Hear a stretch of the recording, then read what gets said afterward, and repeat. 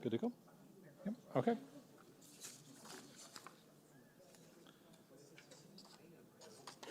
All right. Good morning, everybody. I'm going to call the meeting to order. My name is Councillor Paul Ainsley. I'm the chair of the Scarborough Community Council. The clerk has informed me that we have quorum both physically here and online. So I'm calling meeting number 10 to order. Welcome, everyone.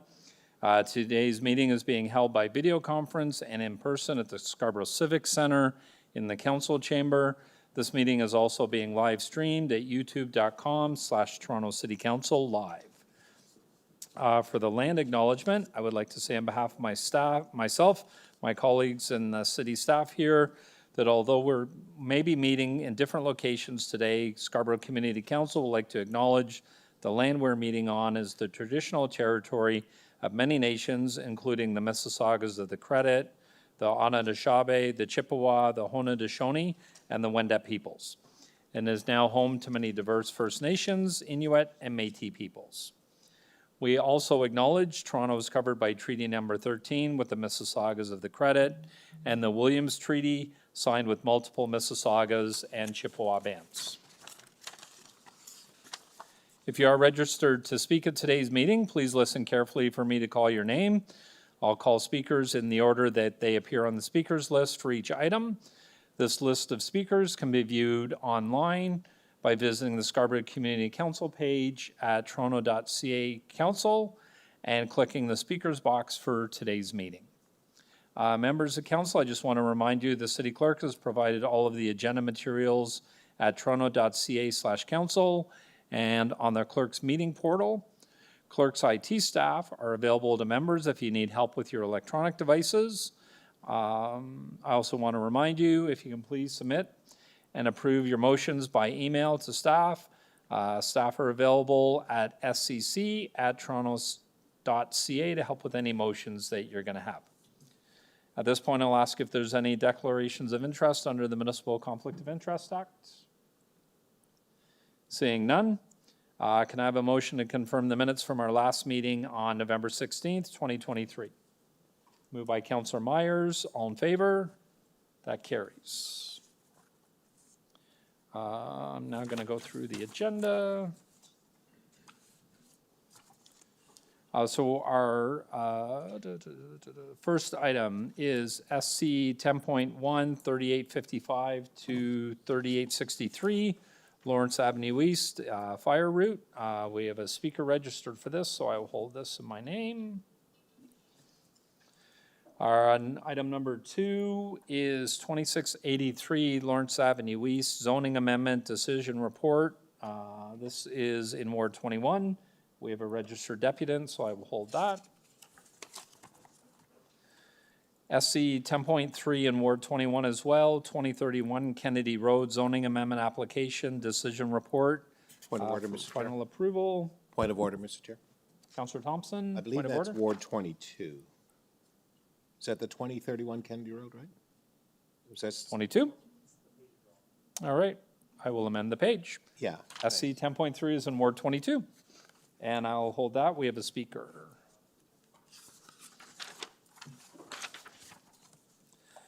SC 10.4, 5855, 5865, 5875, 5945, 5951, and 5955 Steeles Avenue East. Zoning bylaw amendment, decision report for approval in Ward 23. We have one registered speaker, so I will hold that. SC 10.5, 54 to 62 Glen Everest Road rental housing. It's a demolition application in Ward 20. Councillor Cannavella, you'd like to hold it? Cannavella, sorry, my apologies. You'd like to hold it? Yes. Okay.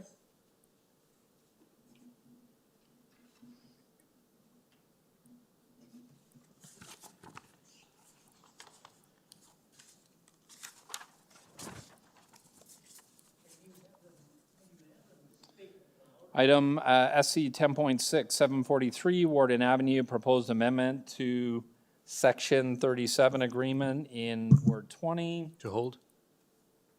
Councillor Cannavella would like to hold. SC 10.7, naming of a proposed private lane for development at 3051 to 3079 Pharmacy Avenue, Ward 22. Mr. Chair, can we move staff recommendations? All right, thank you, Councillor Mansis. Councillor Mansis is moving staff recommendations for number 7. All in favor? That carries. SC 10.8, Toynbee Trail parking amendments. I have one registered speaker on that, so I will hold that. SC 10.9, Beran Drive and Palacky Street, pedestrian crossing protection in Ward 24. I will move the recommendations on that since it's in my ward. All in favor? That carries. SC 10.10, Tapscott Road and Passmore Avenue, traffic control signals in Ward 23. Councillor Myers? I'd like to move staff recommendations, please. Councillor Myers is moving staff recommendations. All in favor? That carries. SC 10.11, speed limit reductions, collector roads, Ashcott Street and Strawberry Hills Drive in Ward 23. Councillor Myers? I'd like to move staff recommendations, please. Councillor Myers is moving the staff recommendations. All in favor? That carries.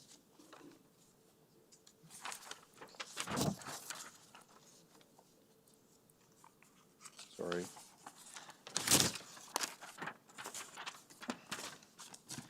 SC 10.12, 115, 117, 119, 121, 123, 125, Omni Drive designation of fire routes, amendment to Chapter 880 of fire routes. Councillor Thompson? Thank you, Mr. Chair. I'll move the staff recommendations. Councillor Thompson is moving the staff recommendation. All in favor? That carries. SC 10.13, 150 Clonmore Drive zoning amendment application, decision report for approval. There's speakers on this item, so I will hold this item.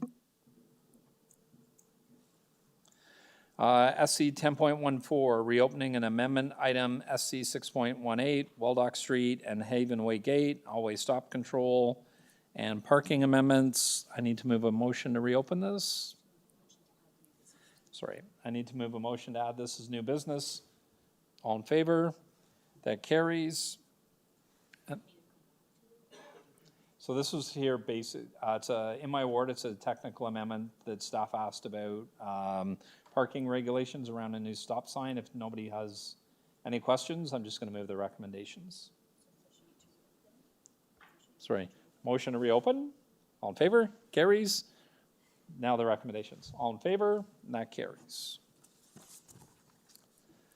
And then our next item of new business is SC 10.15, bus service at Rotary Drive and Meadowvale Road. You have Councillor McKelvey. Did you want to introduce it? There's a letter from Councillor McKelvey in front of us. Thank you, Mr. Chair. I received a petition from over 120 signatures. A bus stop was removed because there is no dedicated crossing. This is for city staff to investigate whether a crossing is warranted at that location. Okay. All in favor of introduction? That carries. Councillor McKelvey, did you want to deal with it now or? Yeah, I'm prepared to move the item. Okay, all in favor of the item? And that carries. That item passes. Thank you. Thank you.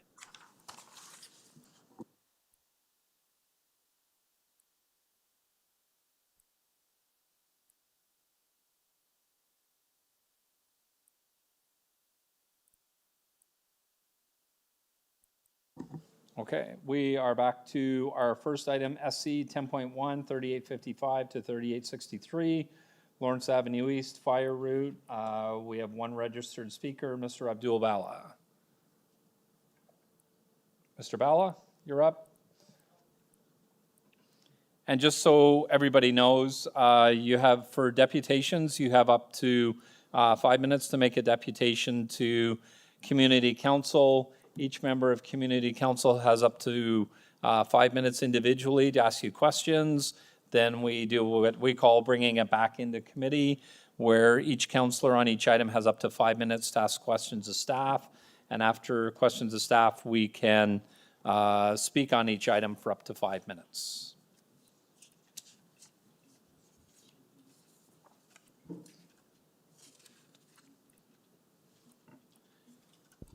Morning, Mr. Bella. You have 5 minutes whenever you're ready.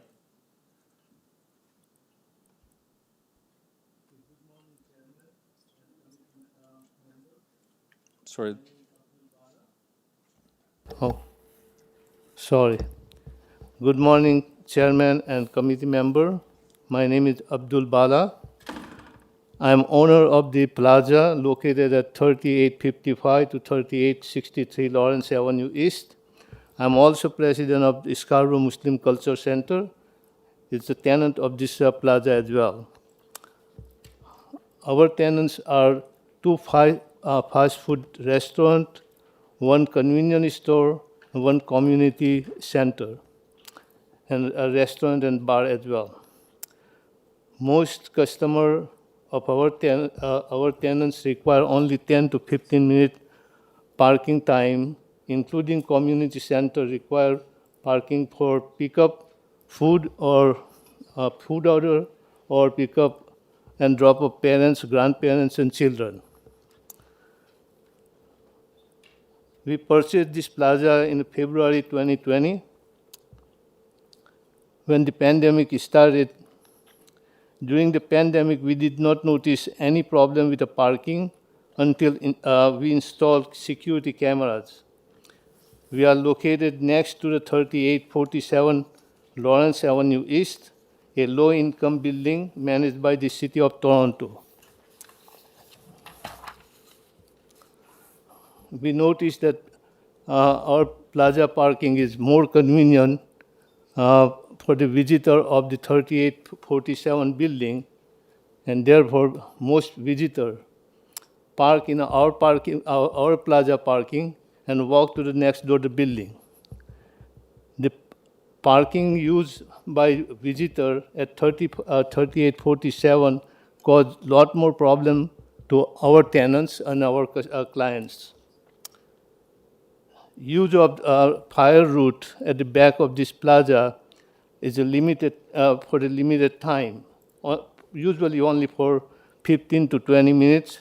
Only time this space is used when someone comes to pick up food or someone pick up and drop up their seniors, children, to attend the SMCC's program.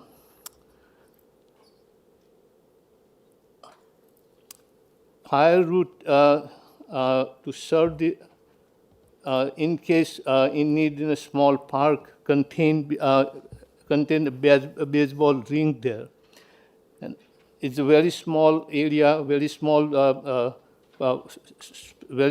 park, and it do have better option for the fire route. There's Susan Street is next to this park. So instead of using this fire route, I would suggest Susan Street is much better option for the fire route than this between the park and Plaza Street. So I would suggest this. They should remove this fire route from this area and designate this to Susan Street. Thank you, Chairman. Okay. Thank you, Mr. Bella. Questions of the deputy? Seeing none, I had a few. Sure. So it's mostly seniors that are using your facility that can't walk long distances, is my understanding. Yes. And then so it's a small plaza. There's about 20 parking spots in it. And my understanding, there's a TCHC building at the back of it that a lot of the tenants are using the parking lot all the time. Every single day. As we speak, I think I can locate about at least three car over there parked by the visitor of the 3847. You can see it in the camera. Yeah. And I know that both your organization and my offices reached out to TCHC. They've distributed flyers, put up notices telling tenants not to park there. Yes. And they've continued to park in the commercial parking lot.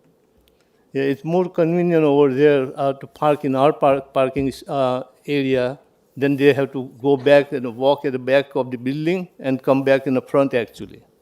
Okay. And then I understand, and I know this because we asked TCHC to have their tenants not move there, that there's a gated access point on the laneway or fire route beside your building into TCHC property. And when we asked about them telling their tenants not to access your parking lot, they put a gate on it and closed it, and then said if you wanted your seniors to park in their TCHC parking lot, they'd have to pay $25,000 a year.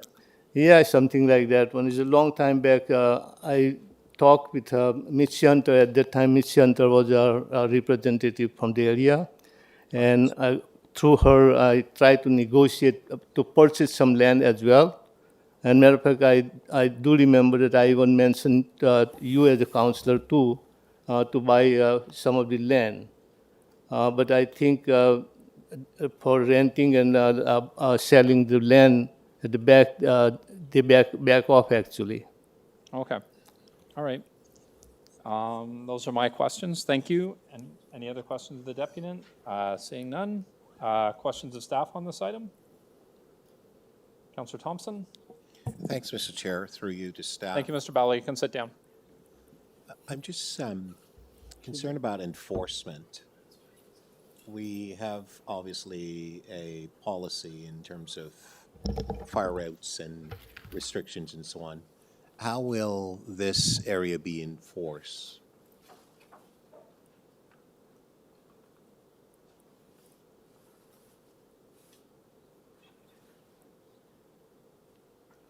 Somebody that can answer that? Wants to give it a shot? Anybody? Apparently not. Do you want to try another So- question, Councillor Thompson? Well, no, Maybe we can come back to that one? Mr. Chair, the reason for my questions, quite frankly, is that we have all these policies and bylaws that we put in place and requiring enforcement and so on, and in as much as we are trying to deal with an issue, dealing with a problem, my concern is that while we put this new restriction in place, who is going to enforce it? Because that's part of the problem that we have, and obviously it demonstrates here that we don't have anyone to answer the question. And I don't expect planning staff necessarily to answer a parking issue. Is there anybody here from licensing?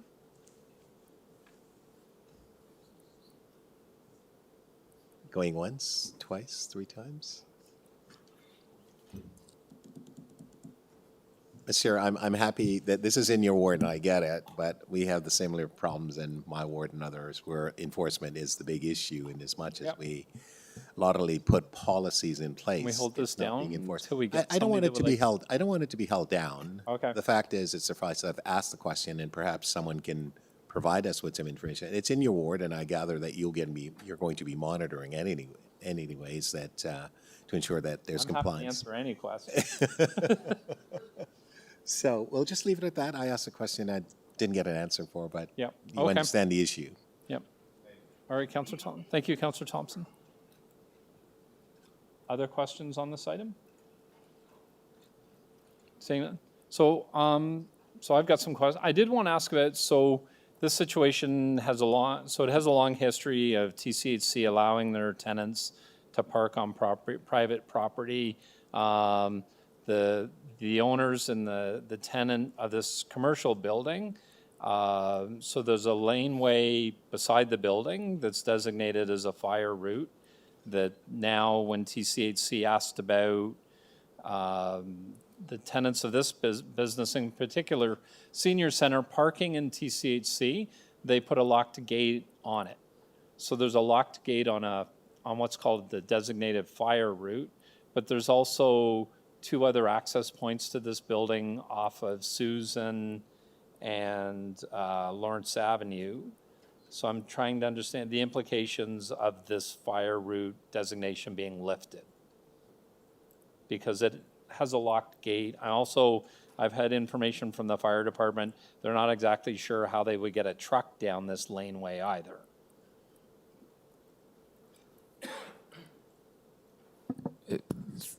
To you, Mr. Chair, I'm hesitant to speak specifically to the geometries of the fire route that would be necessary. I don't believe fire services is here to comment on the matter. I would, if it was a new development, for example, I could speak to a hypothetical term, which would be that the as part of the approvals packages and the the agreement of maintenance of the lands, the fire route would need to remain unencumbered by parking or gates or these kinds of things. This is obviously a dated situation. It was probably not under modern standards. But if a truck can't navigate through, then there would have to be an alternate way of reaching the place where the fire route was intended to go.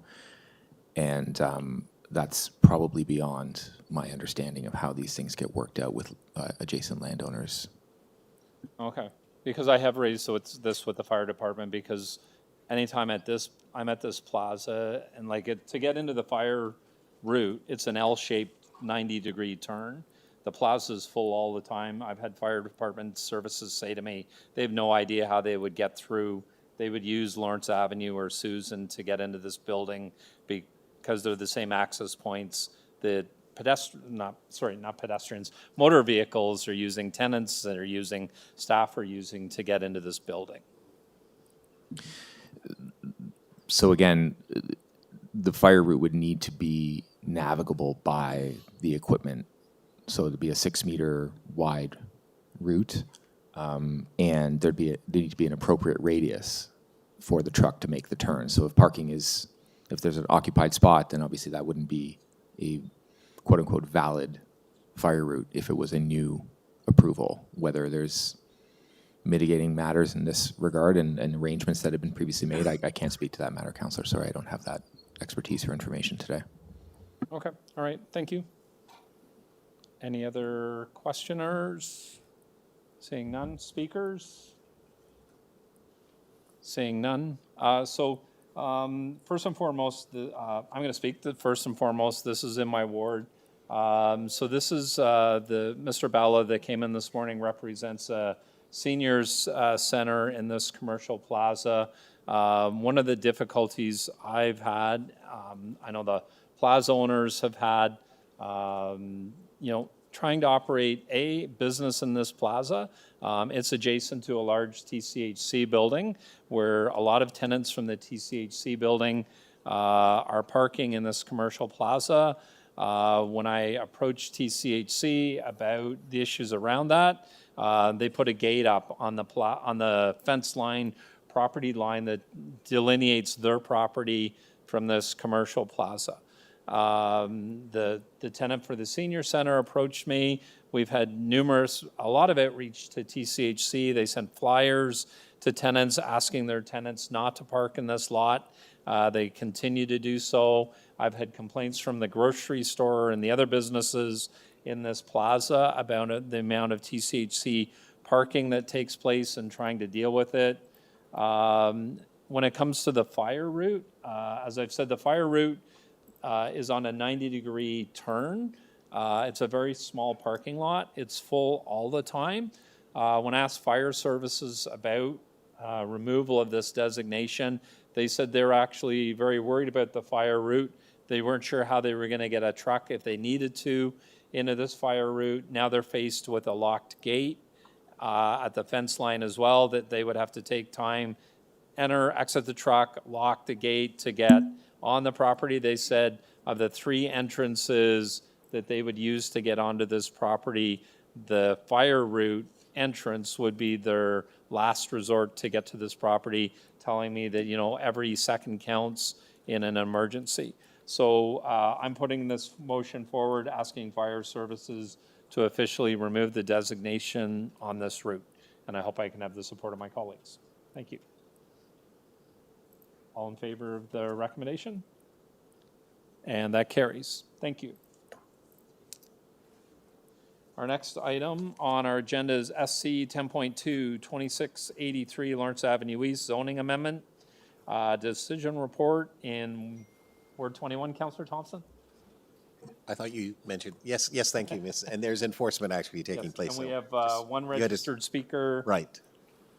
Connor Wright. if they choose to speak. Planner for Zelenki Priama Limited.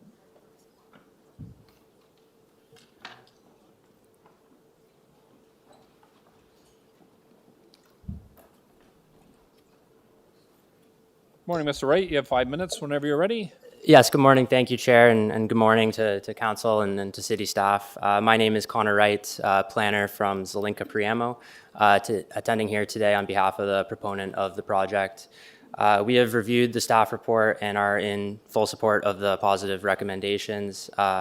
Kind thank you to staff for all the hard work that's gone into this project and their direction through the process. In our opinion, the development represents good land use planning and is an appropriate form of mixed use intensification in the area, which is expected for some significant future redevelopment. I'm happy to answer any questions if any arise. Thank you.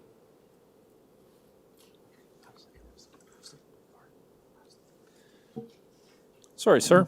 Any questions of Mr. Wright? Councillor Yes, Thompson? Thank you. Good morning, Mr. Wright, and through you, Mr. Chair. Can you tell us how you're dealing with respect to the transition? There are a number of businesses that are located at that plaza at this point in time. Moving forward, you're looking at a mixed use.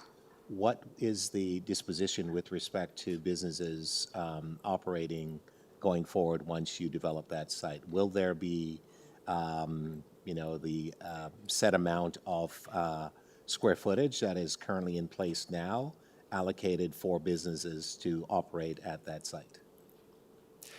Thank you, Councillor, and through you, Mr. Chair. The new development is proposing 589 square meters of commercial space.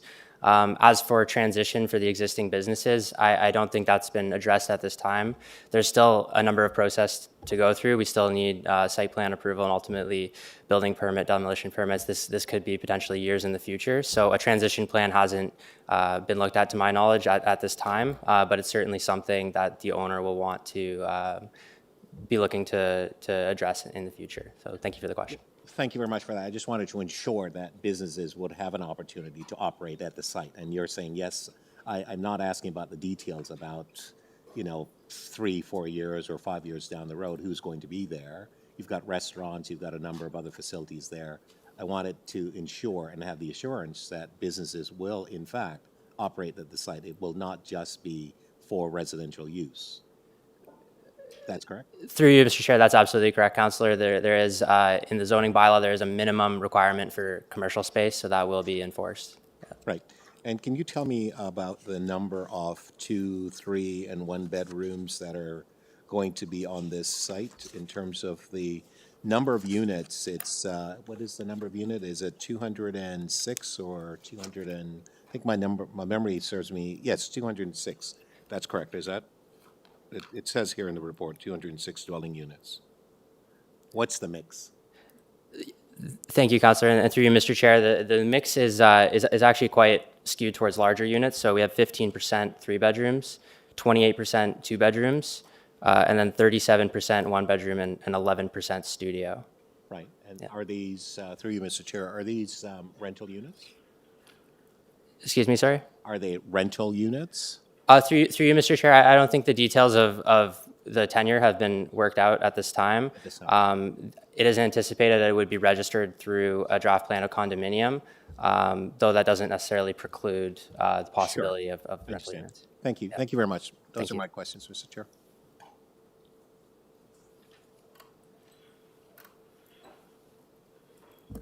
Thank you, Councillor Thompson.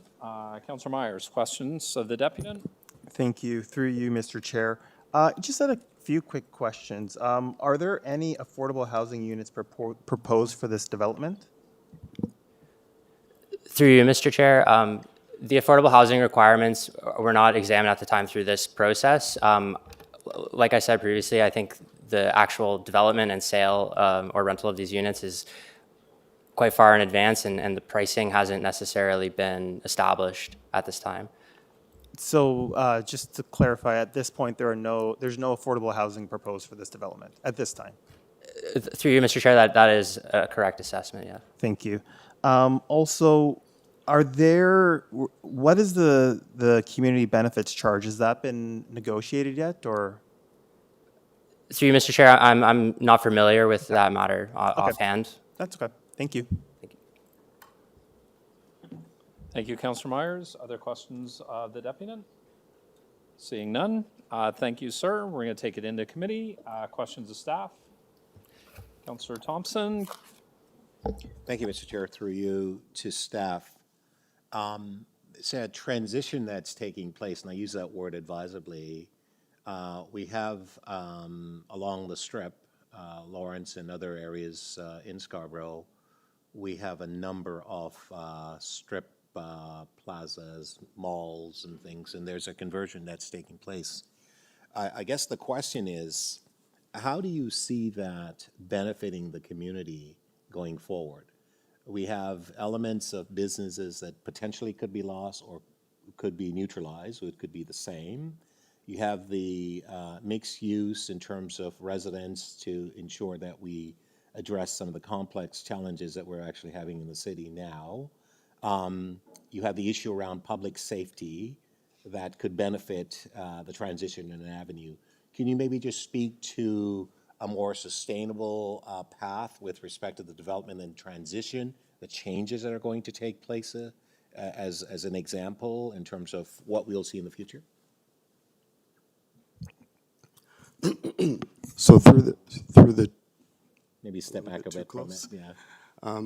through the chair, thank you for the question. It is something that city planning, the matter that you're raising is something that city planning, along with economic development, are looking at very carefully. Our policies as they exist now in mixed-use areas allow for a broad range of, as you all know, residential, commercial, and institutional uses in single-use buildings or mixed-use buildings. So they are somewhat permissive, and we have seen, at least in this, I'll use this example or this proposal as an example, you know, the reincorporation of commercial uses, having an eye to how these businesses and how these areas will operate into the future. So that is something that we're taking a very keen look at. Fair enough. I have a few more questions, and I Sure. think you're going to be long with your answers. And I appreciate what you've said. Sure, fair enough. Can you tell me about the consultation and the benefits associated with this development? Are there any? It would be Section 37 as opposed to the CBC benefits, right? Are there any Section 37 benefits associated with this development at all? So, as you know, through the chair, Section 37 is not a part of this proposal. They will fall under do fall under the CBC regime, and that will be, the amount will be calculated at the appropriate time. And have you done the sort of math in terms of what the delta was, the difference is in terms of what the benefits would be? Section 37 would be much higher, CBC much lower. What is that sort of delta? Through the chair, what I would say is that generally the CBC amount is lower for most developments. Section 37 is very much of a negotiation. Sure. But obviously the rules have changed under our feet, so to speak. So that's kind of how I would respond to that. Fair enough. And then, so this application process started well before the CBC came in effect, though, did it not? That's correct. So how is it that the CBC applies to this and not Section 37? Well, in the case, we have the Golden Mile, and all of those applications are being affected by, through the utilization of Section 37 and not the CBC. And I still have another question, so if we can be really quick. I only have 5 minutes. Through the chair, I'll be super quick. The legislation laid out a transition date by which a 37 bylaw had to be enforced, which was September of 2022. Right. And did council take effect? Was it in August that we made the decision? What did we do? The decisions had to be enacted by council in July of that year. That was the last In order meeting to we take had. effect in September. Exactly. So if a bylaw was not enacted by that date, even if the application had come in sooner, the community benefit charge regime takes place. And then, so my final question, because I only have 20 seconds left, about the affordable housing aspect. Can you tell me kind of what our position is with respect to this particular site? I'll just, for the sake of time, Councillor, through the chair again, we would obviously look to have affordable housing if the applicant were to provide it, but the community benefit charge generated by the site wouldn't be insufficient to cover the value of affordable housing units to a level that would be worth securing. So back of envelope, maybe the site gets to $400,000, which would not be insufficient to secure affordable housing. Right, and so there's a distinction, right, in terms of your Section 37, the CBC, and how affordable housing comes about, because affordable housing isn't so much provided by the applicant in the strict sense of it. There is something that is being accrued to the community through the benefits. That is what's then invested into the affordable housing piece. Is that correct? The securing of the affordability and the value of that, if you will, is what is in kind the community benefit. Right. So the difference in a market rental versus an affordable rental would be how the math would work out. Great. Thank you both. Thank you, Mr. Chair. Thank you, Councillor Thompson. Other questions to staff? Councillor Candavel? Thank you, Mr. Chair, and through you. The proposed commercial space is 589 square meters, correct? Through the chair, yes, that's correct. What's the existing square meters of commercial space? It's about 3,000 Of square meter. square meters. So it's a sizable reduction in the availability of commercial retail space. That's correct. What do we have sense on the likelihood of existing tenants coming back to the site?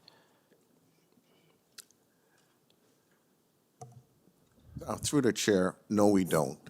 In these situations, some situations, the owners give the existing tenants an opportunity or more or less a first right of refusals to come back and operate their business, but that doesn't happen in every instance. What is staff's thinking on the availability of the need for commercial retail space for not just obviously the incoming, but of course the existing resident base in the community? So through the chair, as I was kind of alluding to before, we would assess what is actually existing in the area and also what may have been approved, i.e. commercial space, through recent redevelopment applications to determine whether or not we need additional commercial space on the site. And I just thought I would note that 2 lots from this lot to the west, there was 1,600 square meters of commercial space that was secured through a zoning bylaw amendment application that was approved. Sorry, where is that? This 2 blocks west? No, two lots. Two. So there's a mosque. Yeah. And the McDonald's. To the west. Yeah. And then there's another lot, and it's that lot that I'm referring to. Has been So secured. that has zoning approval for 2 towers, as well as commercial retail space, and that's the amount of space that was secured via that zoning bylaw amendment. So there's that. There is the 569 square meters on the subject lands. There is also a proposal that's under review currently on the other side of the street, what we call the Fresco Plaza, where they're proposing about 769 square meters of commercial space, as well as existing commercial spaces on the north side. So we would look at all of that and determine site-specifically whether or not it's reasonable with our economic development staff for us to secure additional retail commercial space, albeit within the context of an official plan policy that doesn't require this commercial space. So has there been an attempt to understand the implications of the collective net loss of commercial retail in that area? Through the chair, in an area-specific way, Jeffrey and Mr. Sinclair in his analysis through this application has made that general determination that, as the area cycles into a more intense mixed-use context, there is sufficient retail commercial support for that evolution. More broadly across the city, through redevelopment of malls and strip plazas like this. So for that specific area, do we have a sense of net loss of how much? Of net loss? Yeah. Well, there's the net loss on this site of 2,000 plus square meters, but securing the new spaces as requirements of the zoning is how we buffer that loss. So if we were not requiring the minimum non-residential space, then there would be no way to make sure that these mixed-use communities were truly mixed use. Fair enough. The other, pause for concern and consideration is the accessibility. A lot of these are mom and pop shops that are able to operate with the existing rents. As we know from other development applications, we're having rents sizably increase. How do we reconcile support for independent business with development? Through the chair, the tools are not specifically available to us through planning approvals. We can't enforce or mandate certain tenancies back. We can set the table for that through land use permissions and making sure that the spaces can be demised into either larger or smaller spaces as needed through our urban design guidelines. It's economic development initiatives that would deal with tenancies and rents rather than anything through city planning approvals. Okay, thank you to staff. Okay. Could I? Thank you, Councillor. Speakers on this item? Councillor Tom? Oh, Councillor Myers, questions of staff? Thank you. Through you, Chair. Just to go back a bit to the community benefits charge. So understanding that the amount itself is insufficient to secure affordable housing, and there obviously have been changes to the Planning Act, what is the city's policy for securing affordable housing through these types of development if in most instances the community benefits charge is not sufficient to actually build the housing as it was under the old Section 37? Through the chair, we, if the development is large enough to generate a community benefit charge that we feel could secure affordability on the site, we ask. The applicant or the landowner would need to agree with that ask and provide the housing units in kind instead of cutting a check. As Mr. Sinclair referenced at the building permit stage, we would work out an in-kind contribution benefit agreement that would come to council for approval with the rezoning. These smaller infill sites and mid-rise sites will present a challenge because they're just not at the 4% cap, not generating sufficient community benefit charges to secure affordable housing for a period of affordability and a depth of affordability and a number of units that make sense to secure. So does the city have sort of a strategy then, I guess, for these smaller infill developments that don't generate sufficient revenue to build housing, affordable housing in kind, but they do generate something? Is there any strategy in terms of how this fits in with the larger affordable housing strategy? Our colleague Andrew Kors is here for the Glen Everest matter. Maybe he can speak to that. Thanks. Through the chair. I mean, in this case, it would be a matter of taking the cash and applying that money towards creating affordable housing. As the director spoke, we're looking to secure a minimum of 6 units of affordable housing on sites through a CBC type in-kind contribution. And at this level, we're not reaching that kind of a threshold in terms of like a depth of affordability and a length of affordability. So in this case, where we're not meeting those standards or those sort of minimum standards, the idea would be to take the cash and the city can make the decision to apply to fund affordable housing through that means. If that makes sense. Thank you. And just one final question.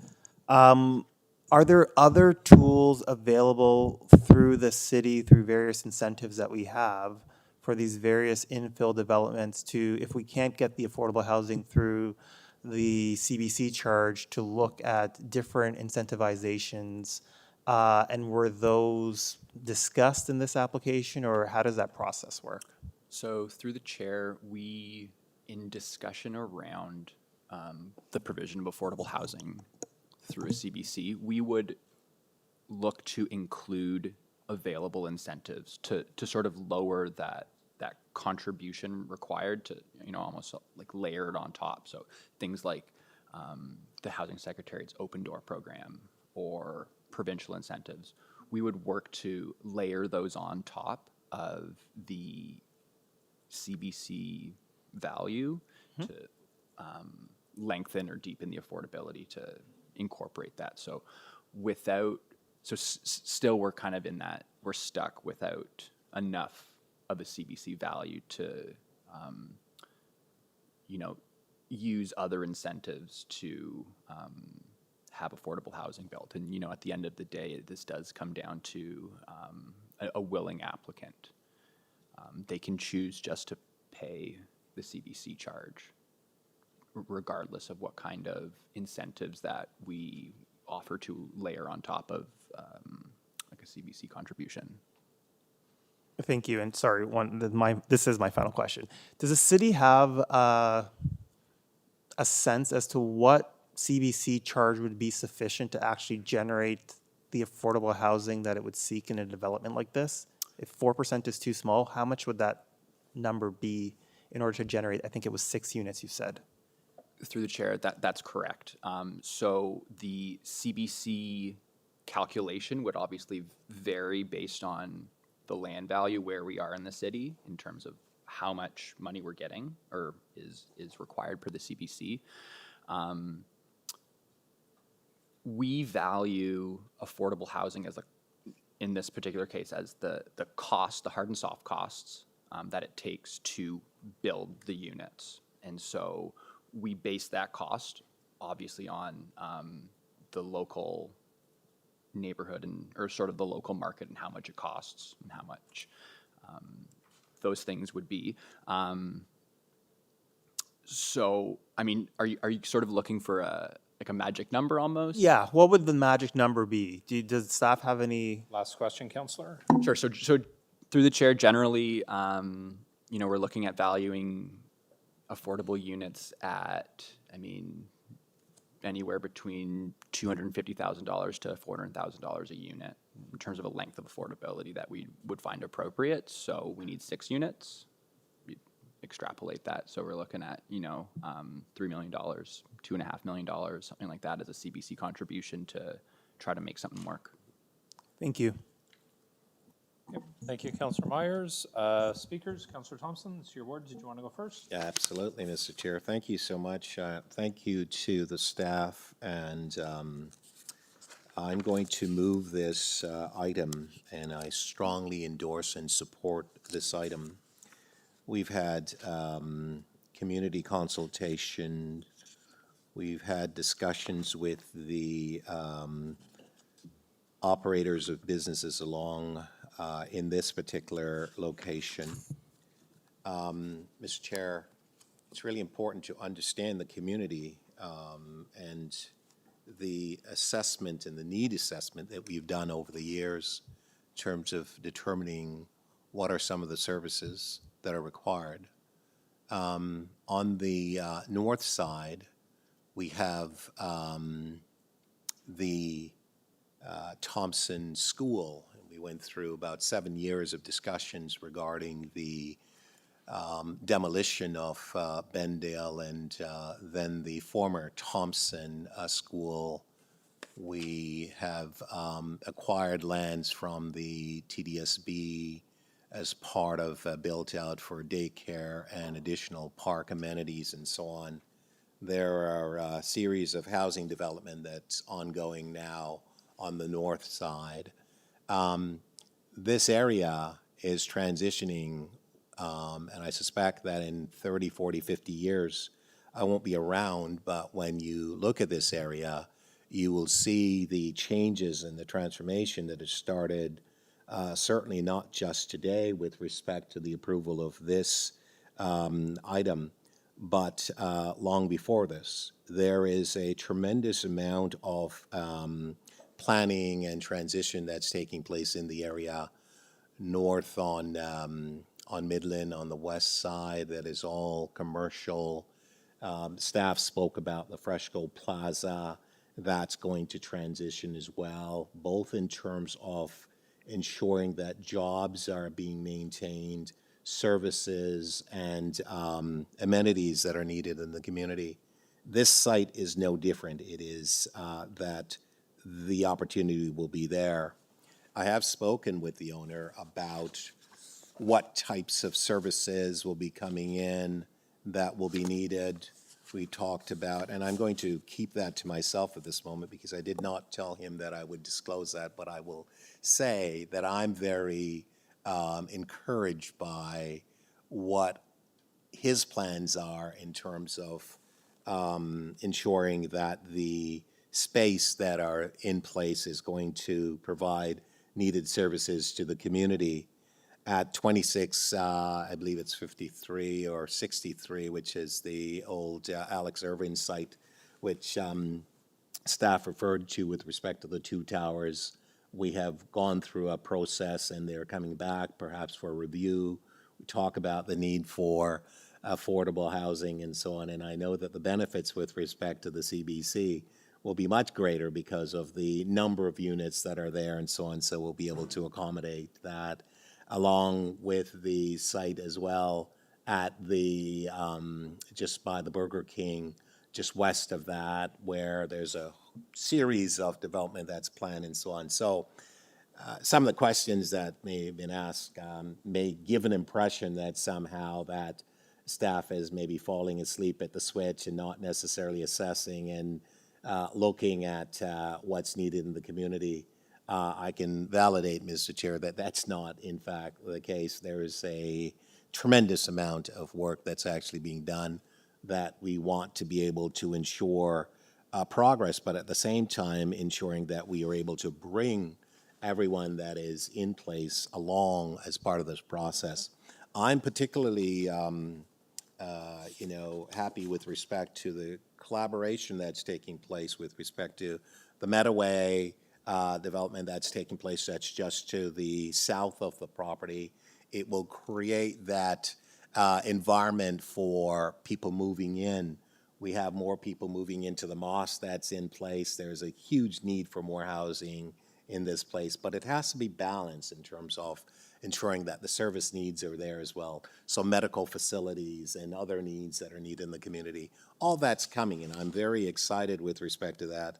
And this particular proposal, this particular development is something that's needed in the community. The transition is actually very positive, and it is take into consideration strongly the current situation and the needs of the future of this community. So I ask colleagues to support the application that's in front of us, and I will again move this application, Mr. Chair, and thank the staff for the work that has been done. It's been a lot of heavy lifting to this point. Thank you. Thank you, Councillor Thompson. Other speakers on this item? Seeing none, Councillor Thompson's moving the recommendation. All in favor of the recommendations? And that carries.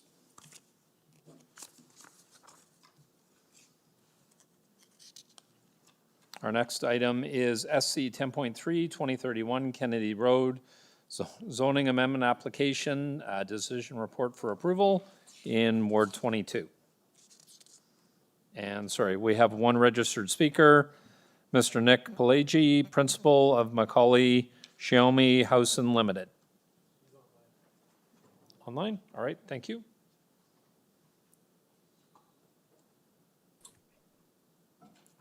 Morning, Mr. Palacky. You have 5 minutes whenever you're ready. Good morning. Thank you, Mr. Chair. I'm just, I had a very brief presentation. Wonder if I could share that or if it could be put up on the screen.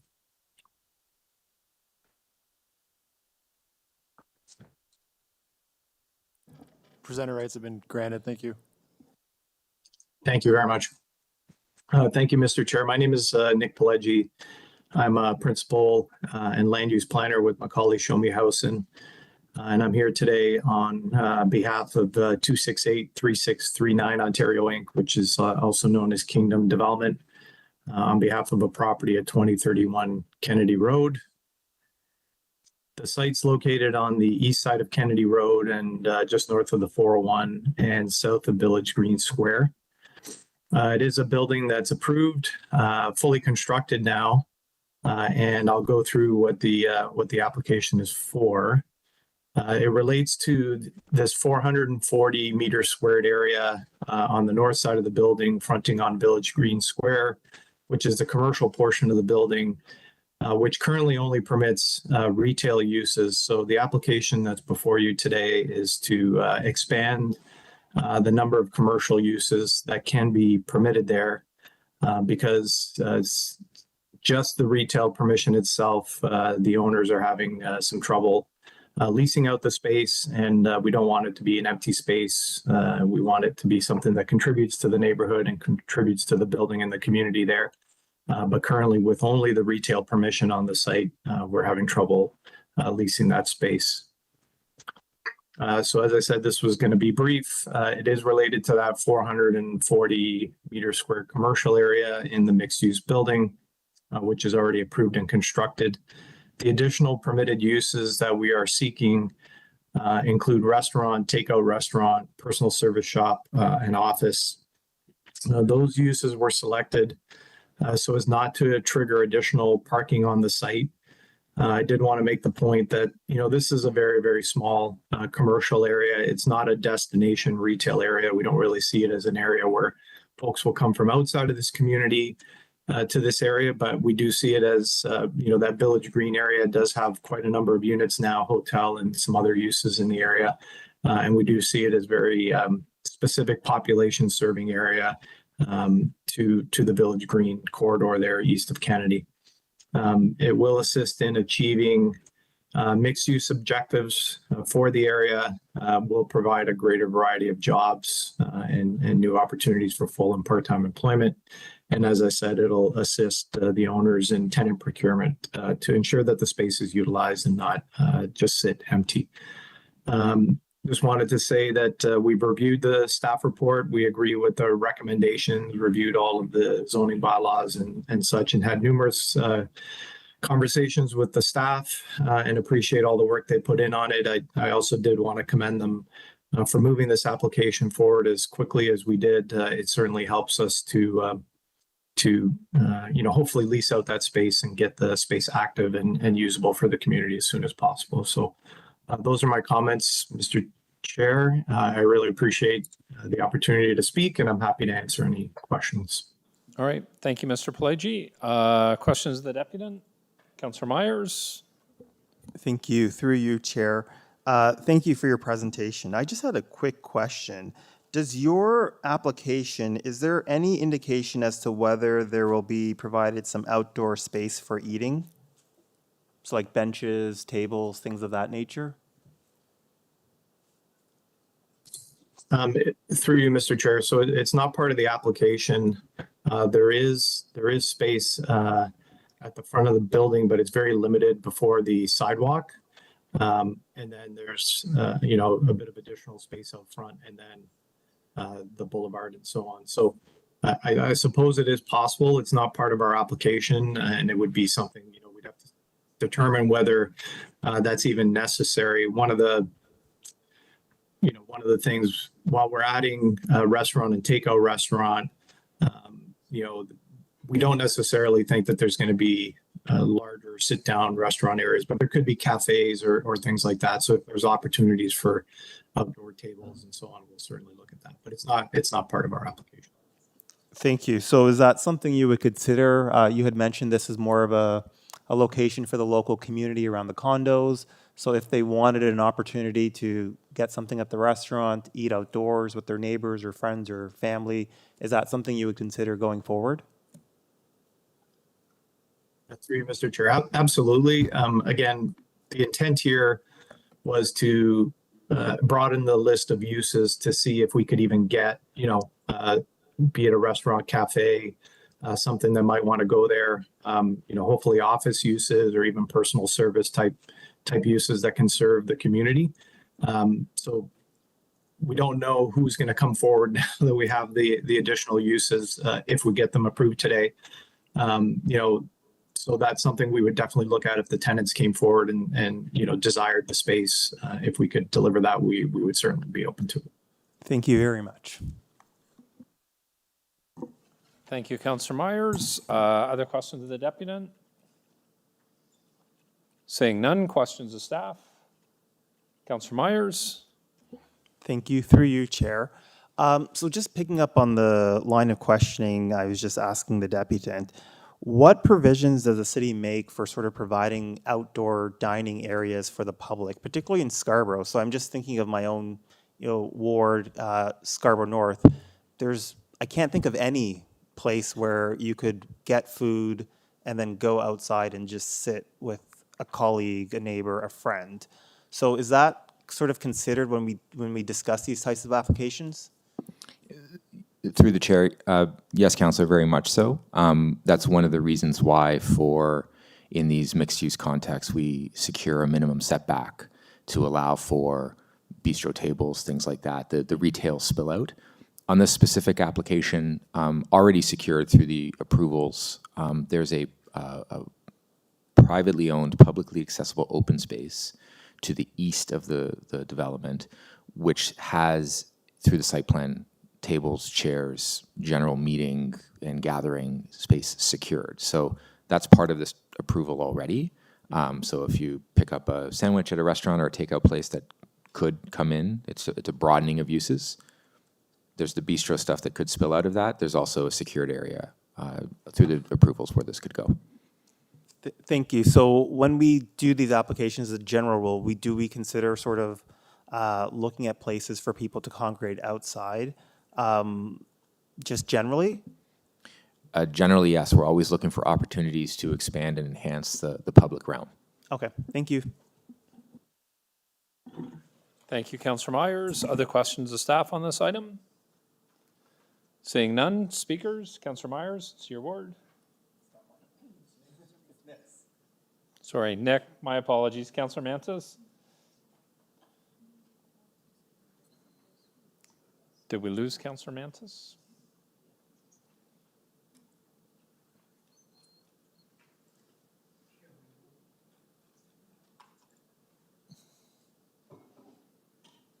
All right. I'm going to move the recommendations on behalf of Councillor Mantis. I haven't heard anything negative from him. All in favor? Recorded vote, please. Recorded vote? Yep. Okay. All in favor of the recommendations? Councillor Thompson, Councillor Myers, Councillor Canavelle, Councillor Ainsley. Seeing none opposed, and that item carries. Sorry? Oh, sorry, Councillor McKelvey? I don't see her either. Councillor McKelvey?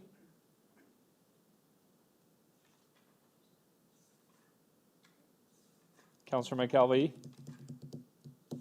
Nope. Nope. Okay. All right. Our next item Mr. Chair, is... just a point of order.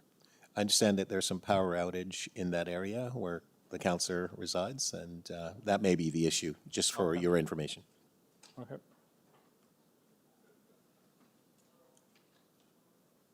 All right, our next item is SC 10.4, 5855, 5865, 5875, 5945, 5951, 5955 Steeles Avenue East, zoning bylaw amendment decision report in Ward 23. Councillor Myers? Sorry, I do have one speaker. Joseph Guzzi, Associate for Dillon Consulted Limited.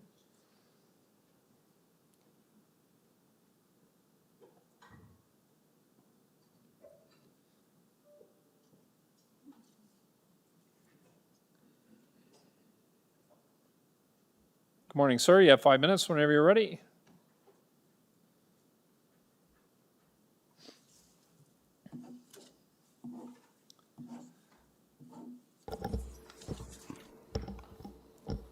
Good morning. Mr. Chair, members of the committee here. My name is Joseph Guzzi. I'm a registered professional planner with Dillon Consulting, representing the applicant.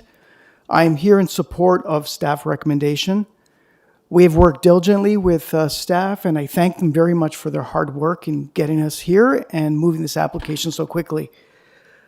This application will provide additional jobs in this area of Scarborough and improve the condition of this vacant site, allowing it to be developed in accordance with the employment designation that applies to the site.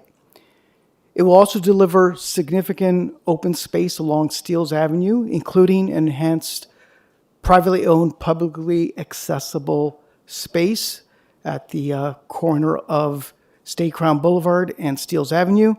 And it will also allow for the rehabilitation of 2 heritage properties, which will be reused as either office or retail space in the future. So I respectfully request the approval of this recommendation today from council, and I would gladly answer any questions that may arise. Okay, thank you very much, sir. Questions of the deputant? Councillor Canavelle? Thank you for coming before us. Appreciate your application is providing employment, and that's a use that I think we need to see perhaps more of. And I'm not sure if it's within the report, but do you have a sense of the nature of work that would be created as a result of this approval? Sure, thank you, Councillor. Through the chair, the building will be a warehouse facility, warehouse distribution facility. And the user is the Jim Pattison Group, and they are suppliers of reading material, magazines, as well as cold storage for microbreweries. Excellent. And out of curiosity, are there any commitments from your client to perhaps look at hiring within the local community?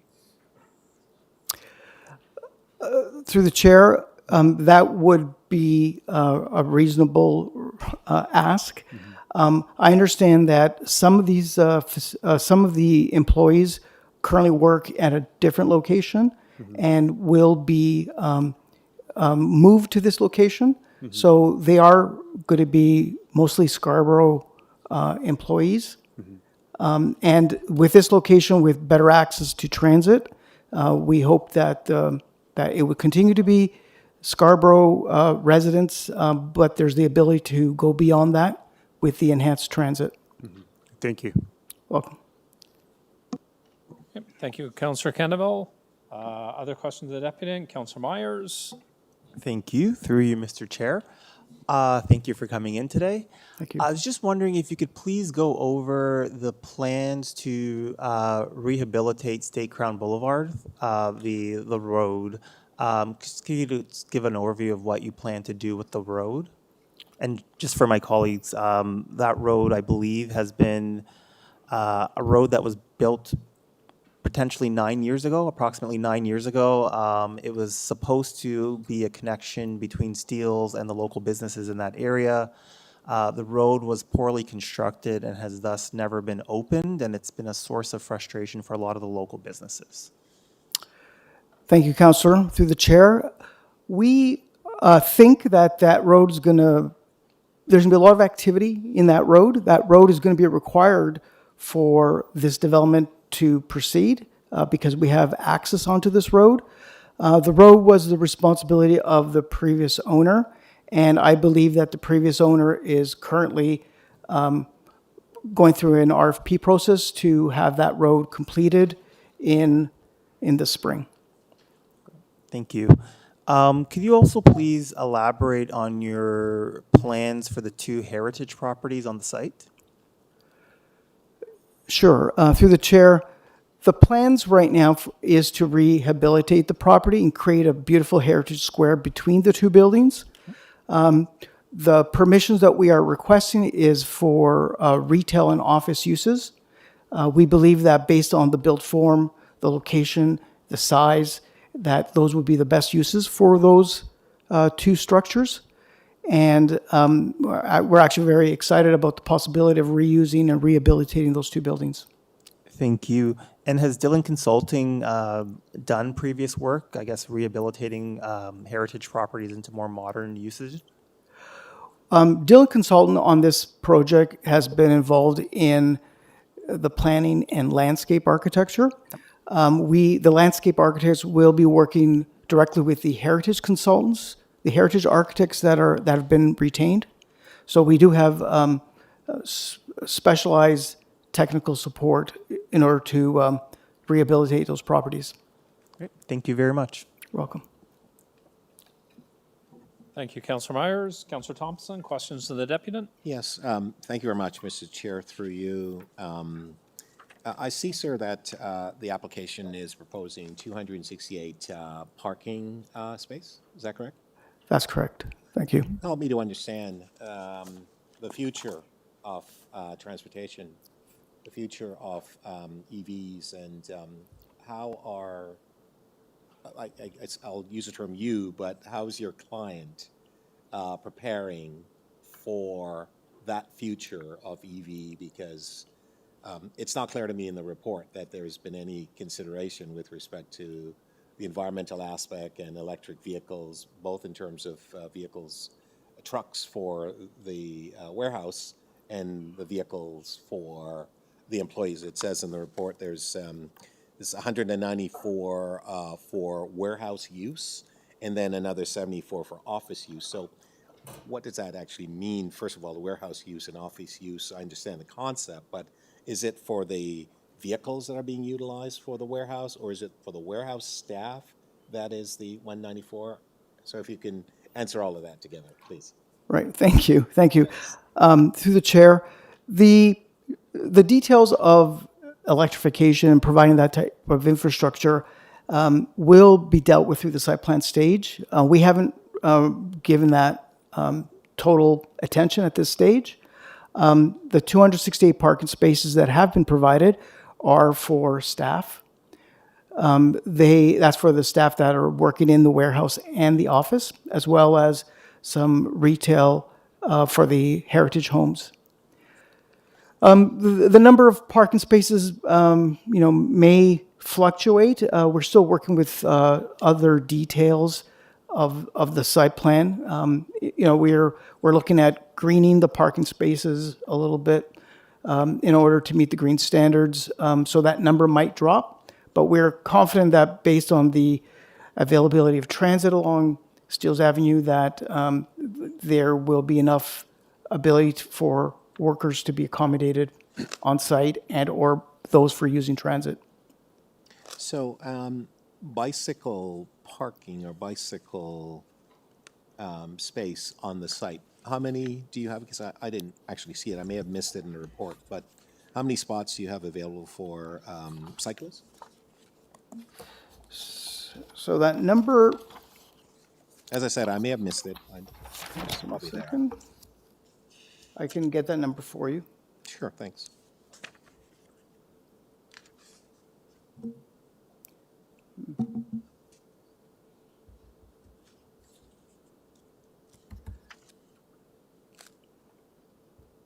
Well, I'm 24. Pardon? 24, is that it? That appears right. Page 15. I just found it. I hadn't seen it before. I just found it. So I've got my answer then. All right. Thank you very much. Thank you. Mr. Chair. Okay, Thank you, Councillor Thompson. Questions of staff on this item? Councillor Myers? Thank you. Through you, Chair. So my first question is regarding the proposed Section 37 benefits that had been accrued under the old plan. It was approximately $1.8 million. That was to improve Milliken Community Rec Center, $250,000 for public art, and it was also redesignation of the heritage properties as well as work to be done on State Crown Boulevard, if memory serves me correctly. So my first question is, will the current Section 37 continue to apply on the vacant part of the severed lands? As I understand, it will not apply as part of this development. Through the chair, you're correct. It will continue That to. was for staff. Oh, sorry. Yes, sorry. You can sit. Sorry. Do I get a say in whether Joe is hired? Through the chair, Councillor, there and for context, the Section 37 agreement was secured for a development that encompassed the subject lands on this report and a similarly sized parcel to the west of St. Crown Boulevard. And yes, the Section 37 agreement would continue to apply to those lands to the west.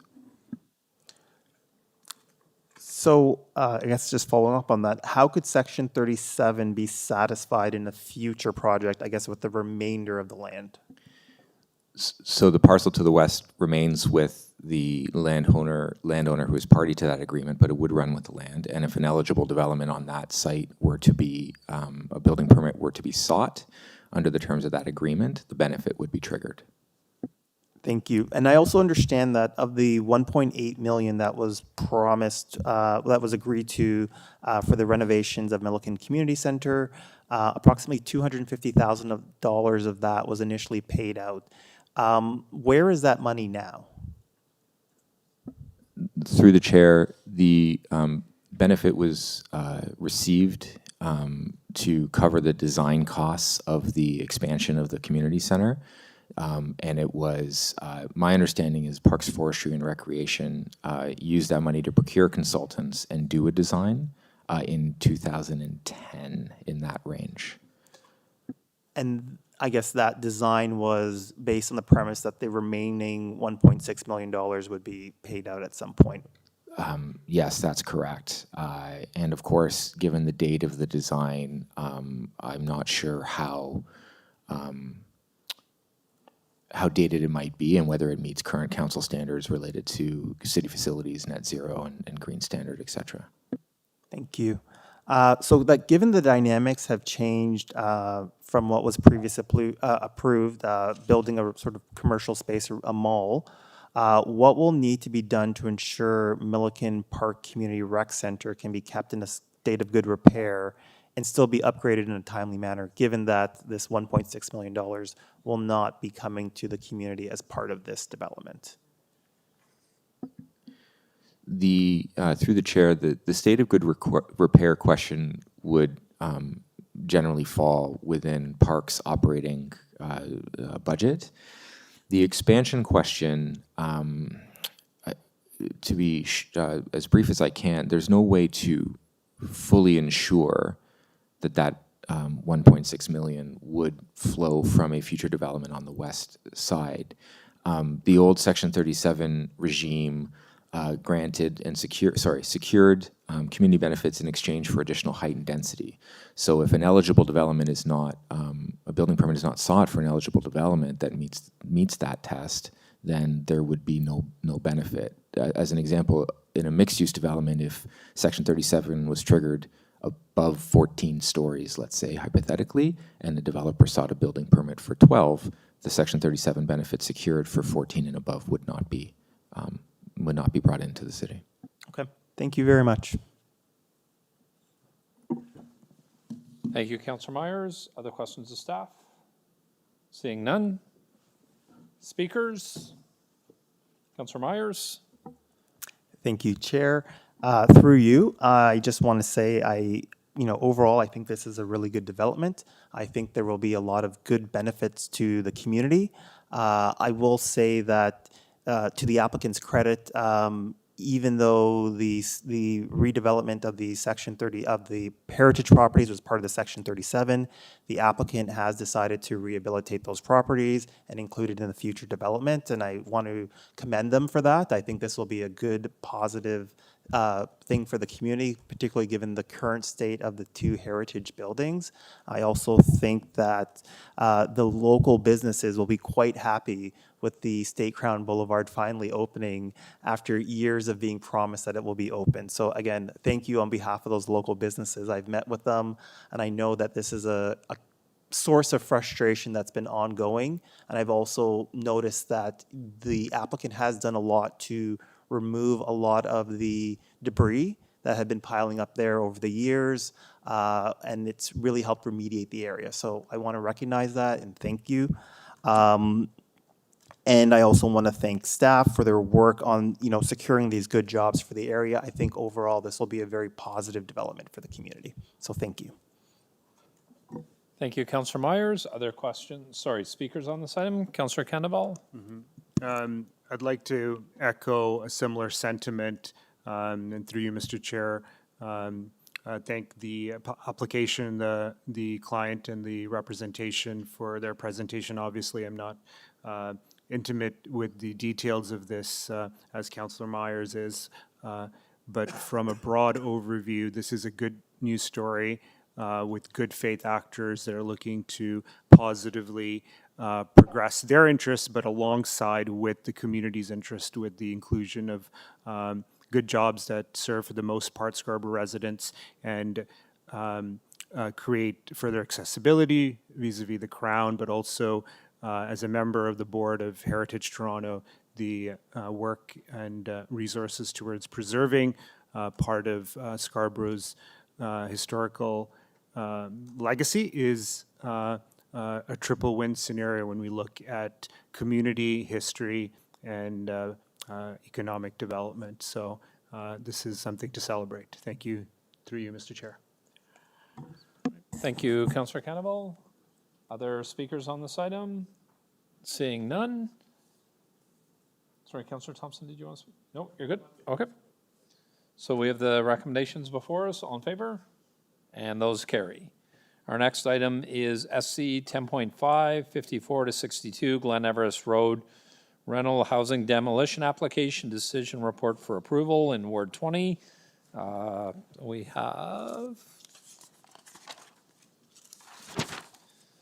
We have three registered speakers. Our first speaker is Caroline Krebs. She's online. All right, thank you. Ms. Krebs, can you hear us?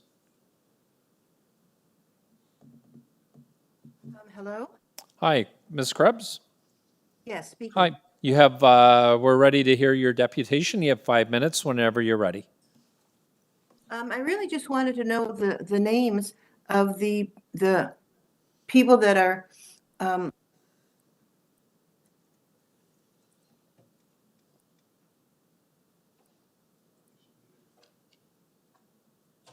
them. Could I get some names and phone numbers of the people, like the people in charge? Sorry, Ms. Krebs, you're here to make a 5-minute presentation on your thoughts on this item. Okay, my presentation is I would like to know who's developing this property, the names of the owners, the names of the developers. That's my entire presentation with a phone number. My properties are very nearby, and I just have very specific questions I'd like to ask the people that are developing the property and owning the property. Okay, so at this point, Ms. Krebs, you can contact your city councillor, Councillor Candaval, or you can call the city's planning department, but we don't have that information readily available here, but if you call your councillor, he will take care of it for you. Okay, could you spell his name for me, please? Sorry? Could you spell the counselor's name for me? His and give first me name is direct phone number? Parthi, P-A-R-T-H-I.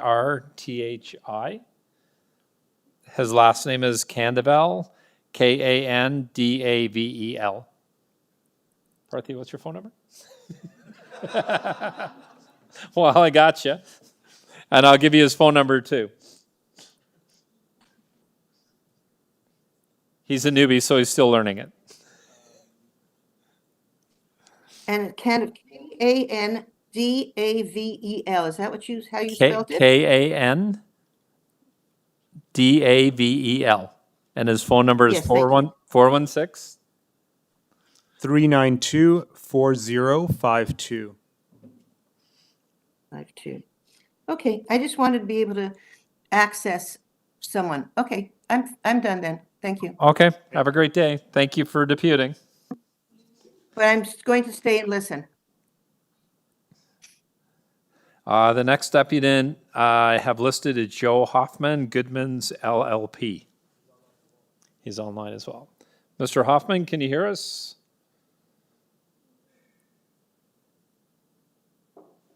And thank you very much. Mr. Hoffman, you have 5 minutes whenever you're ready. Thank you. My name is Joe Hoffman, Goodman's LLP. I'm counsel for the applicant. Before I start with my planned remarks, I just want to quickly respond to the last deputant. Ms. Krebs reached out to our client yesterday. We tried to connect with her. We weren't able to. I'll make sure that I relay that she's looking to connect with my client, and they'll be sure to call her immediately. Okay, thank you. So with that, first I want to thank city staff for all their efforts to date. The rental application process has gone through extensive community engagement made possible by the city. And this engagement has included a virtual applicant-led tenant meeting in June 2021, which city staff attended, a councillor-led tenant meeting by the previous councillor in July 2021, and a city-led tenant meeting in October 2023. This consultation process has led to this comprehensive rental housing package supported by city staff and what is now before council for approval. At a high level, the application will pave the way for additional housing stock and reinvestment in the community, replacing buildings that are nearing the end of their life cycle with new buildings, with new amenities, while ensuring, and I think this is most key, while ensuring that all existing tenants have a right to return to a new unit of the same type, of the same size, and at a similar rent.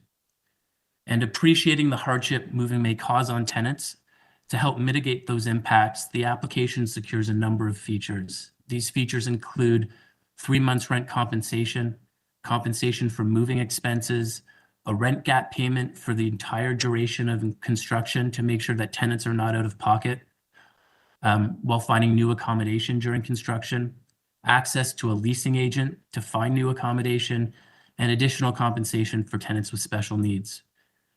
The City of Toronto does a great job in ensuring tenant interests are taken into account and protected when a property is being redeveloped, and this extensive package is an example of that. Again, I want to thank staff for all their hard work and bringing this forward. And on that note, I ask council to recommend approval of the application, and subject to any questions from council, those are my submissions. Thank you very much.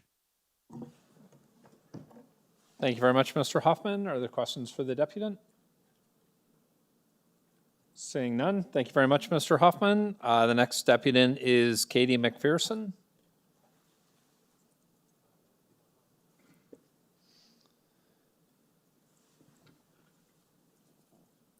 Ms. McPherson, can you hear us?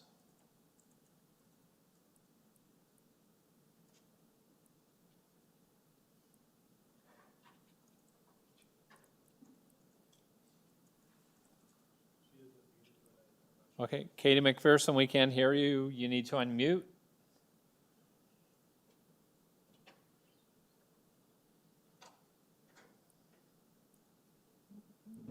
One last try, Katie McPherson.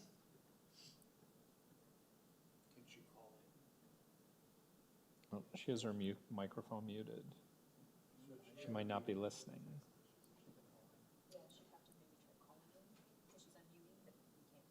Okay. All right. Ms. McPherson, we're having trouble hearing you. Could you try calling in?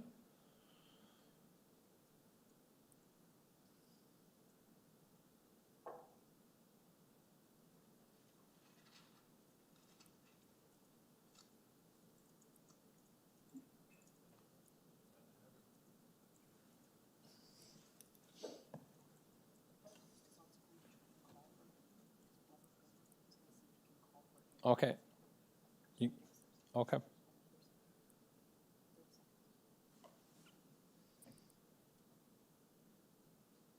Sorry, Ms. McPherson, city staff are going to try and call you.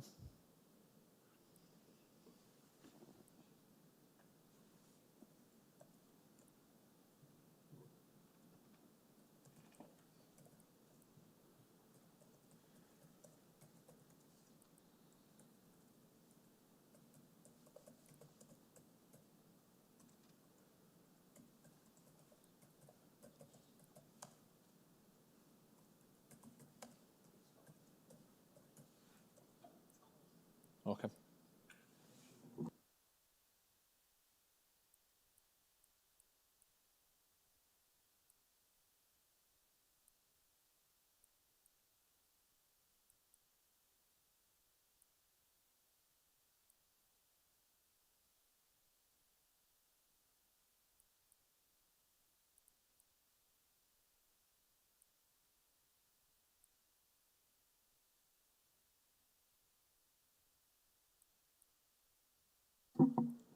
Hi, Ms. McPherson, can you?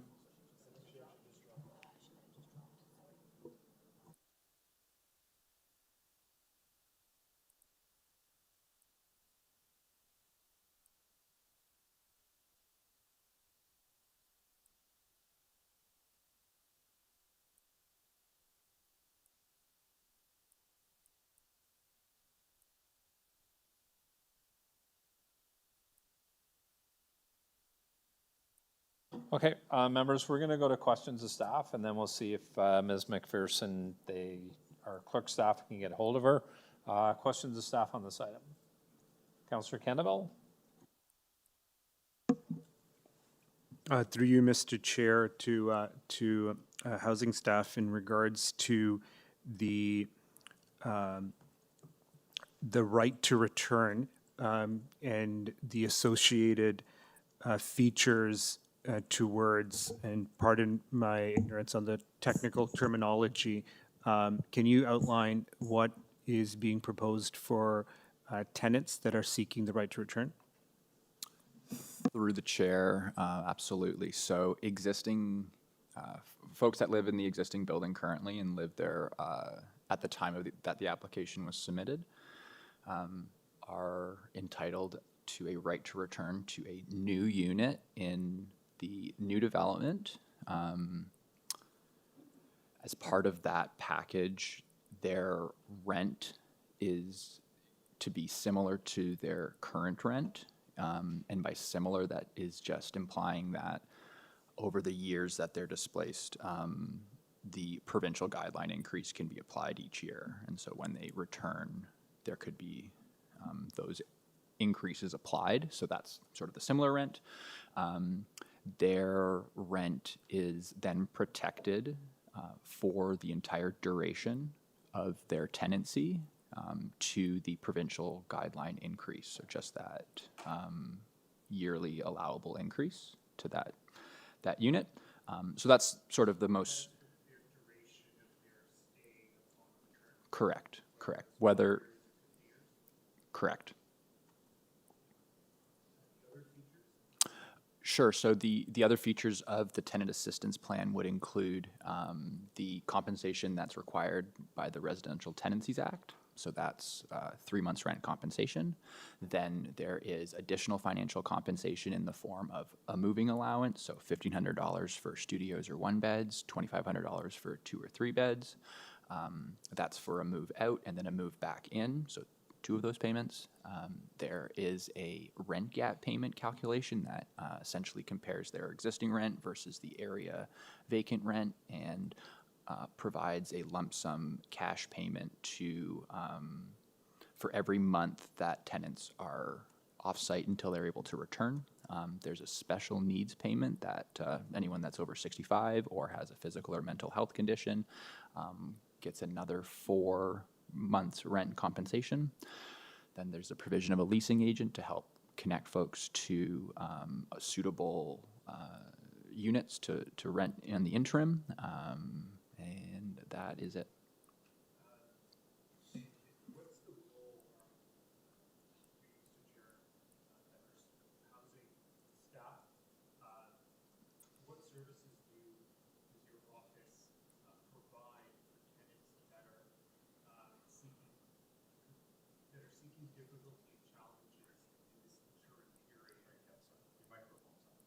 Sorry, thank you, Chair Ainsley. Yeah, I appreciate. Thank you, Amanda.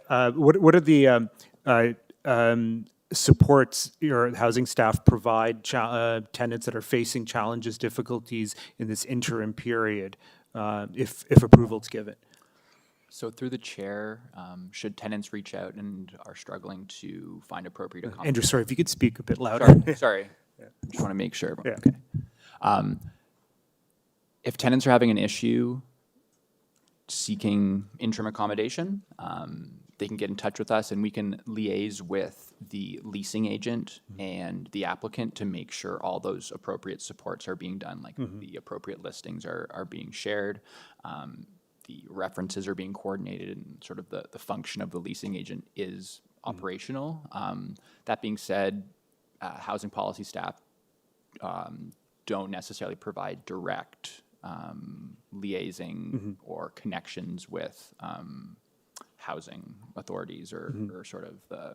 So some of the challenges, these are folks who are, in dire or difficult circumstances, and in the market, there's increasingly need for credit score approvals. How do we help with overcoming these challenges and obstacles to find interim replacements until the build?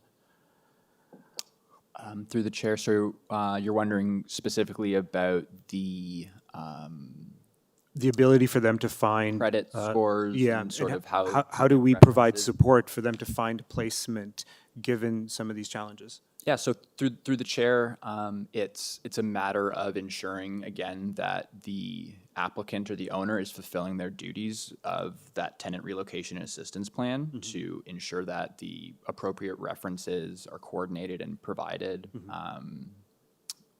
That being said, the city isn't able to, provide references for tenants or anything of that nature, but we do want to work closely with those tenants and the leasing agent and the applicant to ensure that those things are happening in the appropriate function.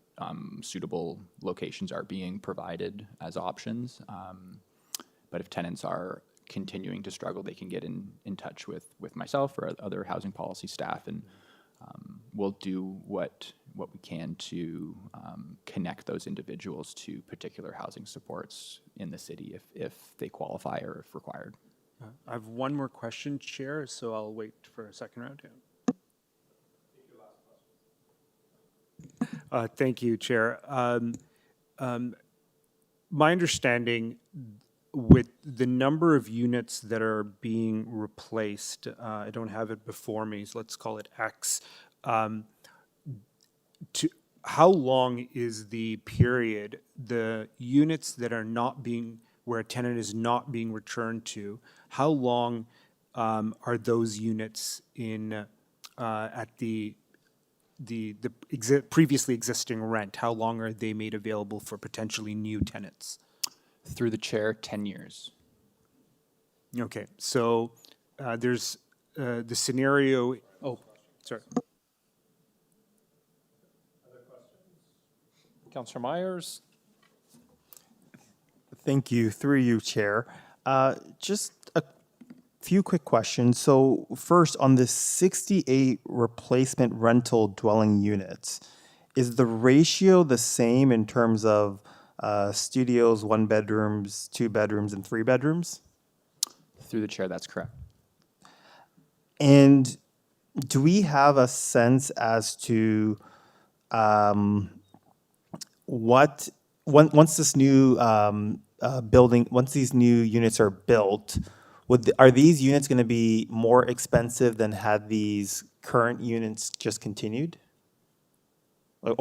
Hypothetically speaking, if these 68 units, had they just remained in place for the next 4 years, would they be more or less expensive than the units that they're going to be replaced with, or the same? Through the chair, if I understand your question correctly, the rent of those units would stay the same. So it'll be just as if they were built? Exactly. Okay. So as I mentioned previously, the yearly provincial guideline can be applied to those units just as if folks were continuing to reside at those existing units throughout the years. And so then when they return back to a new building, be the same rent. Thank you. For those returning tenants. For The other new- ones, it's yeah. market, okay. And just to pick up on a comment that the applicant had made, that the building was heading towards the end of its lifespan, does that mean the building wasn't being maintained? Through the chair, I can't really comment as to whether the building was at the end of its life cycle per se. I did conduct a site visit to all three buildings and through the units as well as the main spaces, and there are some outstanding property issues that do need to be addressed. That being said, like I said, I don't want to sort of speculate on whether the building is at the end of its life cycle or if there's, potential renovation or retrofit that could extend the life cycle or whether it is needed, like, structurally to be demolished. Thank you. That's no further questions. Thank you, Mr. Chair. Thank you, Councillor Myers. Councillor Cannavale, you had one more question? Yeah. Thank Sorry, you. Councillor Thompson, do you have questions? No? Oh, it's okay. No, Councillor Thompson has a question. You have questions? Okay. Go ahead. Yep. Through you, Mr. Chair, I just wanted to confirm if a tenant is seeking to return, exercise their right to return, as is our policy, they've got their rent guaranteed, no matter how long they choose to stay, correct? As I asked earlier? Through the chair, that's correct. If there are units of the existing tenants that, for whatever reasons, choose not to exercise their right to return or evicted prior to the N13 date, for those not aware, as the date is then they have to officially move out of the premises. The landowner or developer, whoever, the owner, is only obligated to provide those rents for a maximum of 10 years to the new tenants coming into these rental replacement units, correct? Through the chair, yes, there's the replacement rents that new tenants would have. Yeah. And those are secured for 10 years, but any tenant that starts a tenancy within those 10 years continues to have that rent protection for the duration of their tenancy. So say a new tenant moves into one of those replacement units in year 5, should they stay for 10 years, their rent is continued to be protected by that yearly provincial guideline. It's not like at the end of 10 years, their rent can skyrocket. It would apply to vacant units being rented after that 10-year period. Exactly. Okay. Thank you. That's all.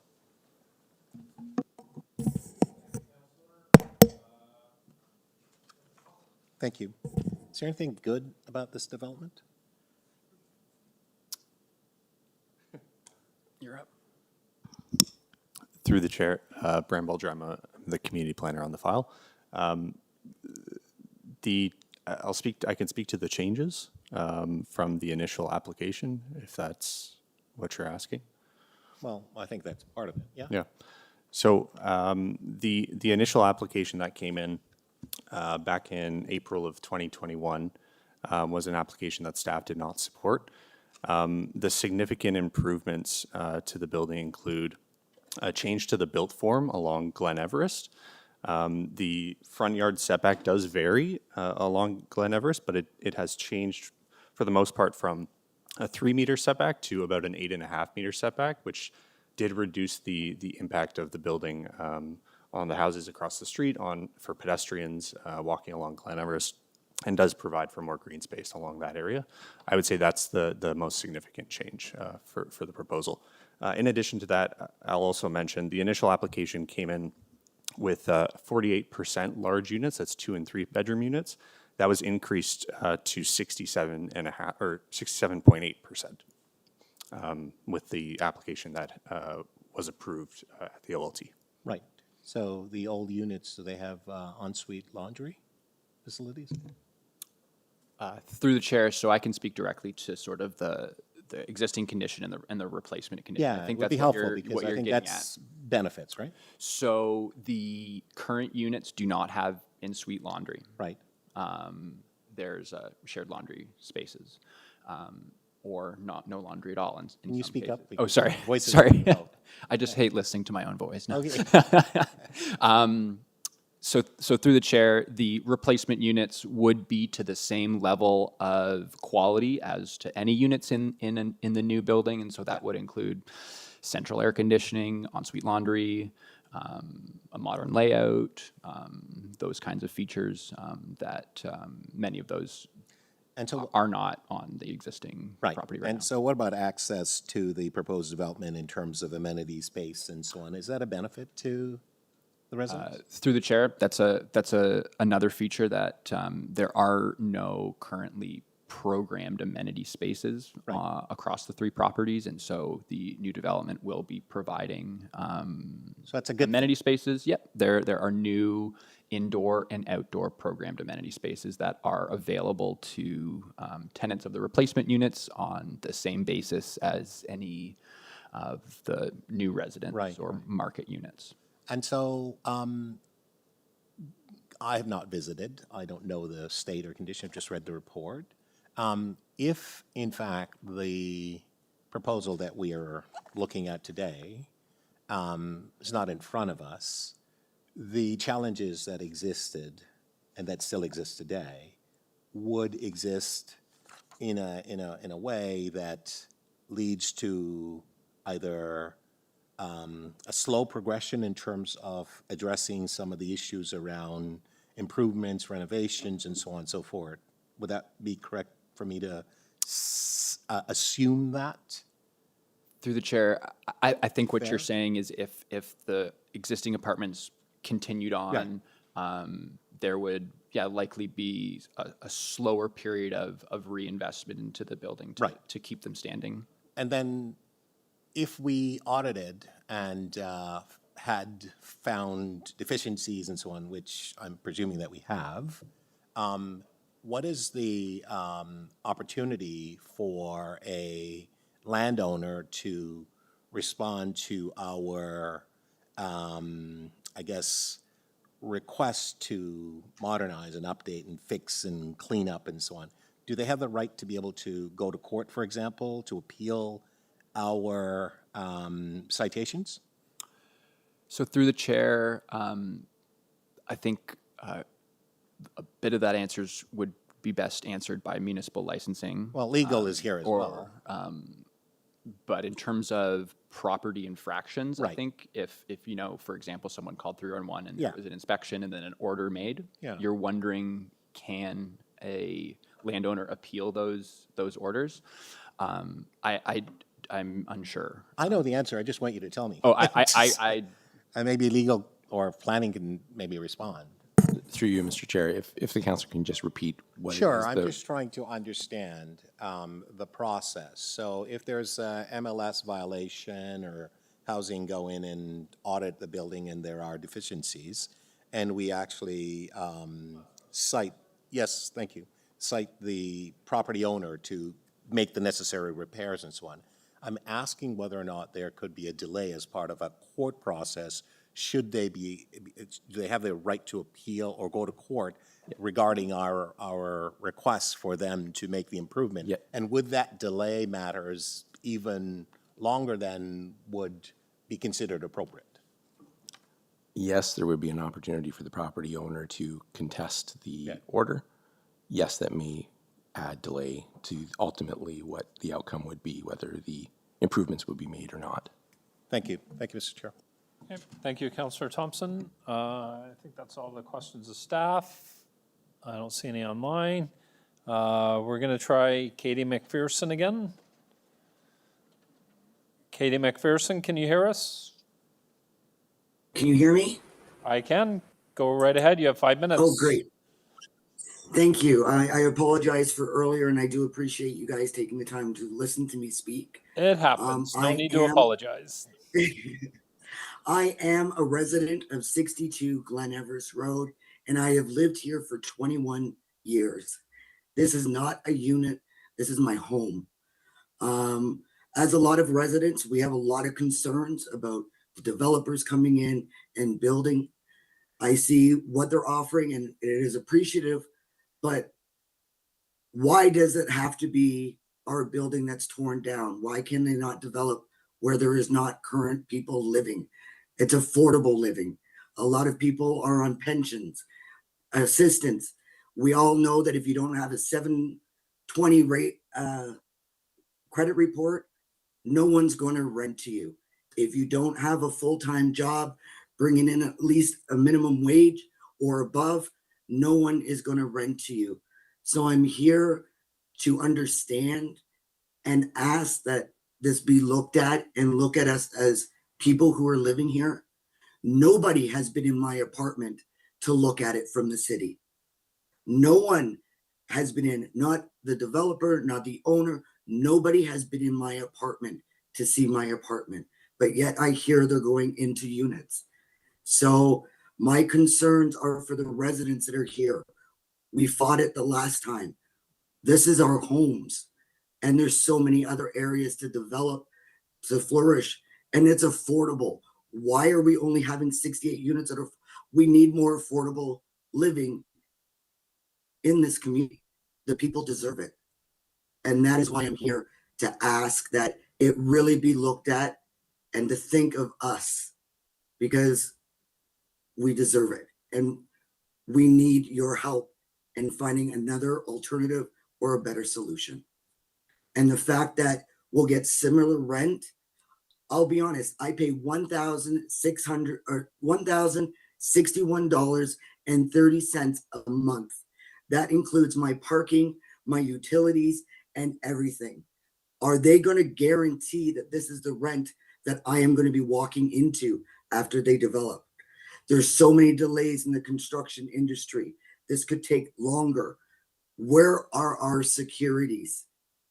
What are they going to do for us to ensure that we are guaranteed to walk back into these new units under the same rental conditions and amounts?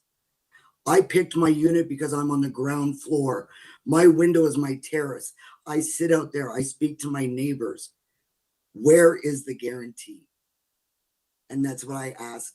And I thank you for taking the time to listen and hear my words. And I just hope that it really gets thought out about all the people that it's going to affect. Thank you again. Thank you, Ms. McPherson. Does anybody have any questions? Councillor Candival? First of all, through you, Mr. Chair, thank you, Carolyn, for your deputation. It takes courage to navigate our system, to have your voice heard through a very disruptive process. Carolyn, Katie, Katie, I heard your concerns. This is Councillor Parthy Candival, the new councillor, and are you comfortable if staff share your contact details with us for our office to get in touch with you?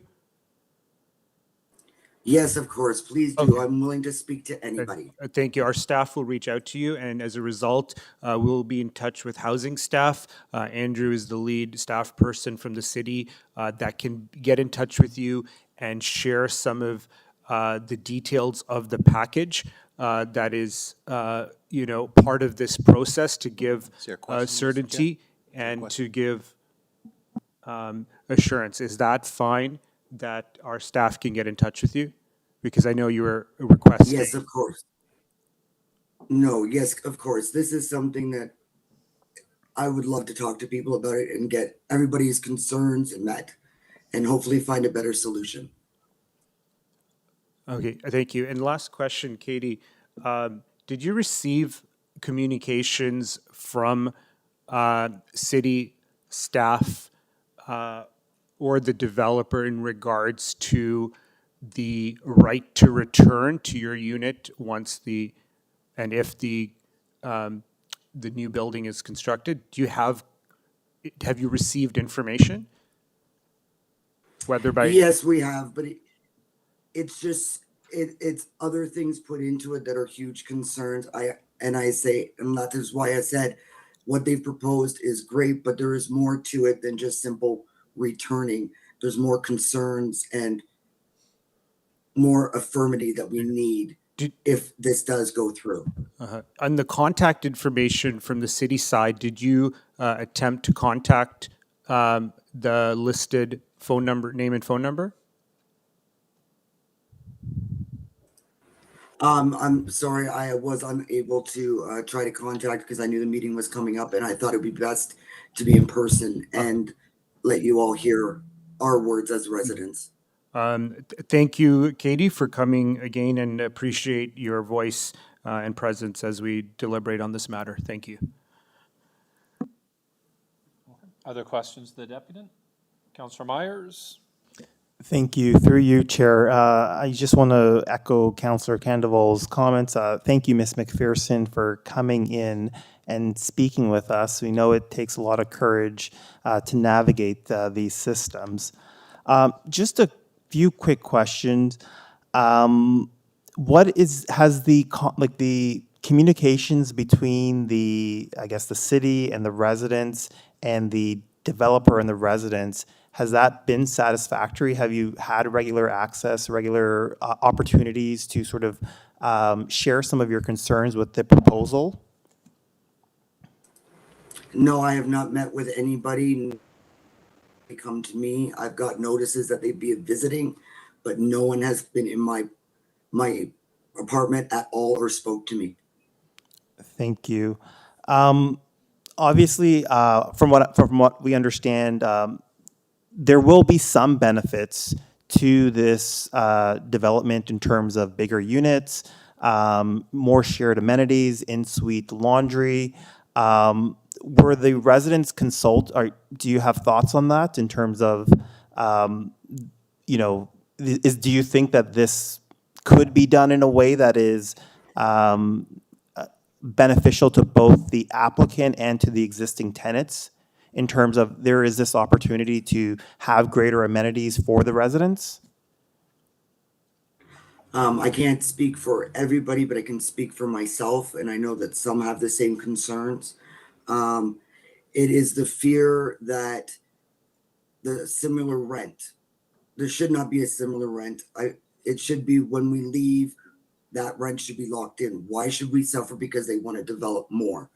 A lot of us do not pay for utilities because that's what we signed in for.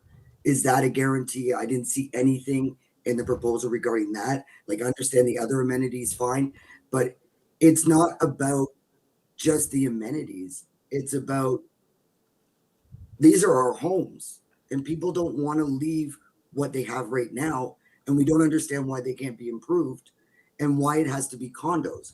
Why can't it be more affordable living? Like, there's so many concerns around it, but those are my concerns. I don't feel that there is a fear that we will not have what is said when the final time comes. And it could be 5 years. Like, there's just such a wide gap in uncertainty. There's no affirmity. And I think that's what I myself would feel better knowing. But again, it's the affordable living. I don't understand why it has to be so many condos. Like, I apologize. I'm not as educated in the development field as most, and this is my first time speaking before you, so my apologies for fumbling. No apologies. You're doing great, Ms. McPherson. I think your words are having an impact. Just one final question. You had described how you use your window to talk to your neighbors. Can you just give us a sense as to like what the community is in that building? What's the community like?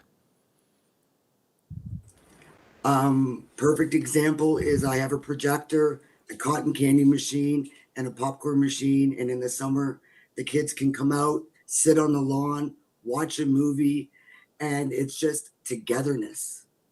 It's a sense of extended family. Like, everybody basically knows who you are. And it's just that sense of home.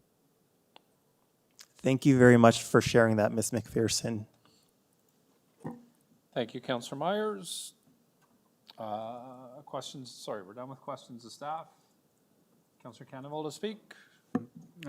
Thank you, Mr. Chair, and serendipitously, we had a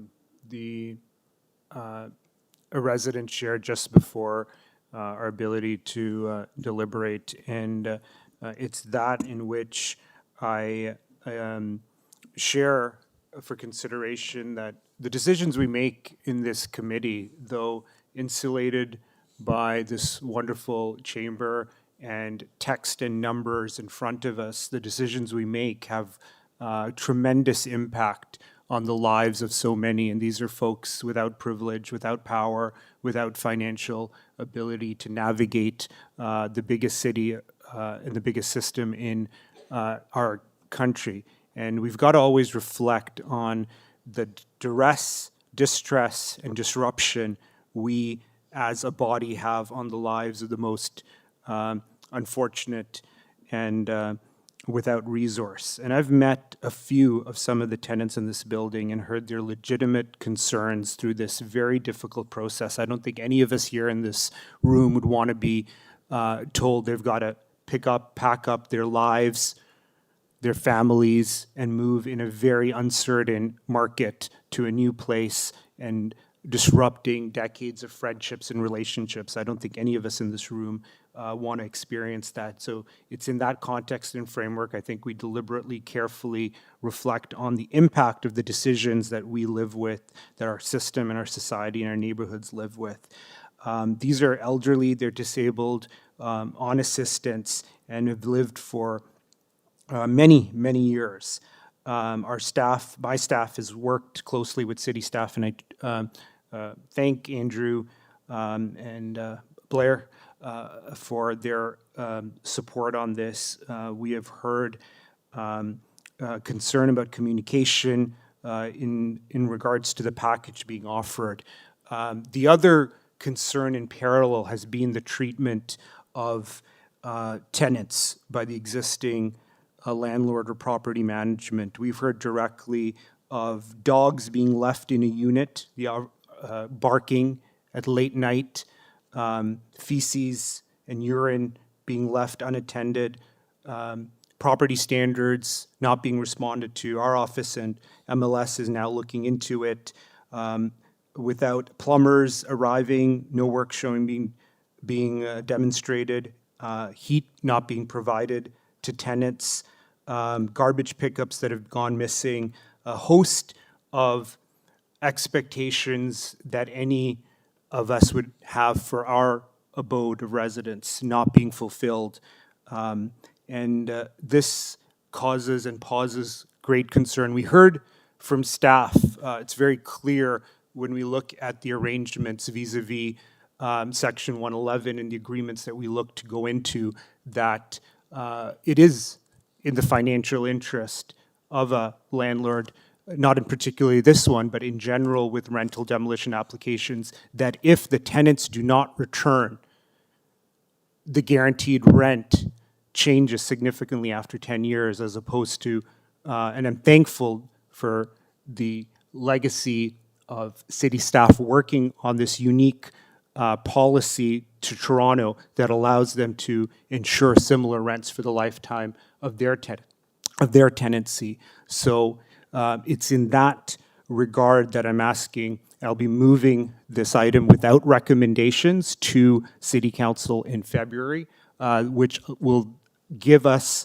the leverage and the ability to work closely with the landlord, the owner, and address these serious life-altering, disrupting conditions upon the livelihood of the most powerless and without resource in my community, that we exercise our ability to ensure decent, safe, healthy living standards for the existing tenants, and there isn't any untoward intention to seek eviction before the end, or teens are guaranteed. So that is the context to which I move this item without recommendation to City Council. Thank you.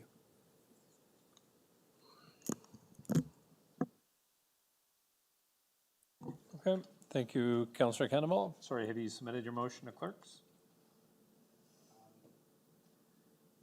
If clerks can work with that, I thought, yeah. Okay, are there any questions of the mover? Councillor Cannavale's moved a motion to send this item to City Council without recommendations. Yep, Councillor Thompson? Thanks. Through you, Mr. Chair, to the councillor. Why? I shared my reasons prior to the movement of the motion. That's not an answer, Mr. Chair. I've asked the councillor a question. Could you ask the councillor perhaps to answer my question? Through you, Mr. Chair, are you asking me to repeat what I just shared for the Mr. four Chair, and a I'm half asking minutes? you- I'm sorry, I'm speaking right now. You asked me a question. Mr. Chair, point of order. Can you perhaps explain to the councillor, since he's new, that I ask questions, he doesn't ask me questions?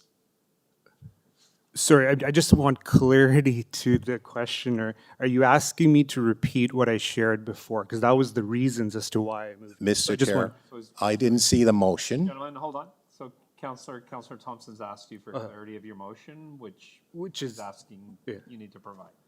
Clarity on the motion or the reasons? He's asking you why you're moving your motion. Right. So that's what he's asking for an answer. So I provided the reasons right before I moved the motion. So I don't, If- maybe the sound is bad on that side of the room. I don't know. But Or they're busy talking to somebody else. So I mean, I'll give the abridged Mr. version Chair, to, in the Mr. Chair, on a interests point of of order. time. In the interest of time, I'll Mr. give the Chair, abridged. on a point of order. Not sure what the councillor is referring to with respect to busy talking to someone else. Perhaps the councillor may want to understand the rules and respond to the question. I want clarification as to what the councillor is trying to achieve with respect to his motion, which, as I understand it, is to move without notice to, not to respond to any of the motions that are here in this report. Councillor? Sure, I can give the abridged version of what I shared previously. We heard, we are aware of the impacts our decisions make in this chamber. As a city, we rightfully have commitments, very public commitments to hearing the voices of those that are without privilege, without power, and commitments to equity of access to decision-making.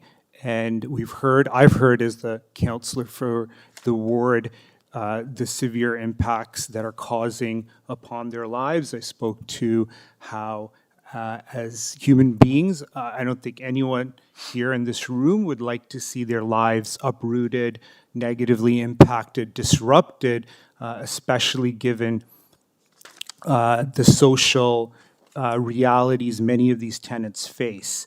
I've also heard the glaring concerns our staff, city staff, have seen themselves and heard the lack of respect provided to the living conditions anyone would want. Mr. Chair? Sorry, I really want, I'm speaking. Miss, I'm speaking. don't This want is, my time to be I'm trying to run out. understand the rules. If don't I'm understand my asked time a to be question, run I'm giving an answer. Can you just interrupt? Please clarify, Chair Ainsley. Trying to answer you. I'm trying to understand about the demolition, which is what is in front of us. So, I'm trying to understand point of order, exactly- can you interrupt? That's what I'm, Thank you. So Councillor Thompson, you asked the question. He's providing his answer. correct. If you don't like his answer. I have no problem with this answer. I'm asking a follow-up question, Mr. Chair. So, but he hasn't finished his answer to you. Right, I have 5 minutes to ask questions, right. So there's no guidelines around. I just don't want my time to be run out, that's all. Yeah. Well, thank you, Chair Ainsley, and that's why we have subsequent rounds of questions. So, but in the interests of time and Councillor Thompson's concern, I'll bring it short. I believe we have the duty and obligation to ensure our tenants and those facing these challenges are heard, and we effectively address the dire standards that are facing these tenants. And by moving without recommendation, it gives us the ability and the leverage to, in the next 3 to 4 weeks, that we see good faith from the landlord. I have no reason to believe why they wouldn't address and adhere to our property standards. So that's the context. I hope that answers your question, Councillor Thompson. Mr. Chair, thank you. Thank you, Councillor. Those are all the questions. Okay, other questions of the mover? Question of the mover. Councillor McKelvey? Thank you. Councillor Candavel, can you maybe just clarify between now and when this comes to Scarborough Council, like what are the steps you will be engaging in? Thank you, Councillor McKelvey. So the intention is to move without recommendation to City Council in the next week or immediately. I've chatted with our staff from, sorry, Andrew, what's your office name? Housing Secretariat? Housing Policy, to advance the commitments within our standards for properties and ensure there isn't any bad faith towards evicting tenants before the N13. Because if that is transpiring, if that is what we're hearing is transpiring, then we need to ensure that there's good faith in this process and ensure they're able to stay until, which will allow them to exercise the right to return vis-a-vis Section 111. Okay, so today you got some additional contact information for residents and basically you want time to follow up with them? So there's two aspects. Thank you, Councillor McKelvey, for that question on clarity. One is to ensure the residents, for whatever circumstances, either didn't receive the information or tried to make contact with our staff or city staff to understand the details of the package being offered, which I think is a decent package. So that's one clarity, as we heard from Katie. But in regards to the multiple communications we received by phone, email, and on-site from our staff, city staff, and my staff, what we're looking to do is address these deplorable conditions of standards that we need to use the next week to get the ball rolling to see that A, standards are being upheld, and B, that if there is bad faith in evicting tenants before the N13, then that's addressed appropriately. Okay, thank you. Thank you, Councillor McKelvey. Other questions of the mover? So, Councillor Candavel, I just wanted, so there's a long series of recommendations here that are before us today. Staff have done a lot of work around tenant rights, protecting their rights, looking after them, ensuring housing in their future. You're not happy with these recommendations? So the recommendations, I think, are work well. Sorry, your microphone. Sorry, Chair Ainsley. The recommendations, I believe, work well, and they are in line with our policy with some additional benefits, which I think Andrew and his team have done a good job. There is a question on communication, and this is not, I'm not faulting Andrew for this. This is just some of the realities of modern day communication, is communicating to certain tenants. The bigger concern is the conditions that our tenants are currently facing regards to property. And if what we're hearing from tenants that there's a move to evict those before the N13, thereby preventing their right to return, they need to be addressed by our staff. So this is why I'm moving without recommendation. It gives us the leverage to work with the property owner or property management company to address those concerns. Okay, because I guess from my perspective, you're kind of mixing two things. Like, it's a demolition permit before us today. We're trying to safeguard tenants, and there's, they have to, like, if we move this today, they have to provide a tenant relocation plan, assistance plan to tenants. But you're talking about issues in apartments that, like, to me, they're not, like, they're the tenants' apartments, but one is an MLS issue that should be ongoing and being dealt with. The other one is, how do we ensure these tenants have the best resources available to live the lives they want to. Right, exactly. Good question. I think what this allows us to do is two things. One is not everyone these are folks with different challenges and circumstances. This gives us more time to effectively communicate our staff and city staff to the existing, like we heard from Katie, that this are the details regarding their right to return, to similar rent, to rent gap payments, to moving payments. A lot of this good stuff hasn't been communicated effectively for different challenges. The second aspect is that it gives us the leverage, and hence why I'm asking to be moved without recommendation to work with the property owner to address these concerns, particularly if that we've heard folks being evicted, their locks being changed without their permission,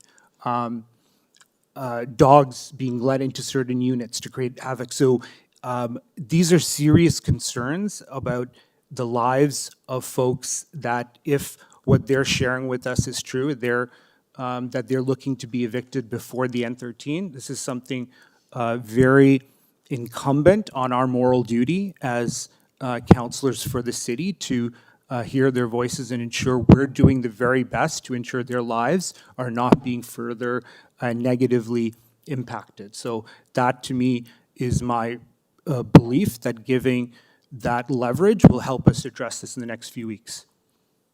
Okay, all right, thank you. Other speakers on this item? Councillor Thompson? Thank you very much, Mr. Chair. I want to thank the city staff for the great work that they have done in terms of bringing this report to us here today. There's no doubt that there has been challenges for the residents at these respective addresses and so on. And we are painfully aware and dealing with those particular issues, not just at this address, but across the city. It seems to me that our policy is designed to protect the interests of residents, the interests of applicants, and the interests of the city's interests. It appears to me that based on this report, which I've read, all of those things are being done.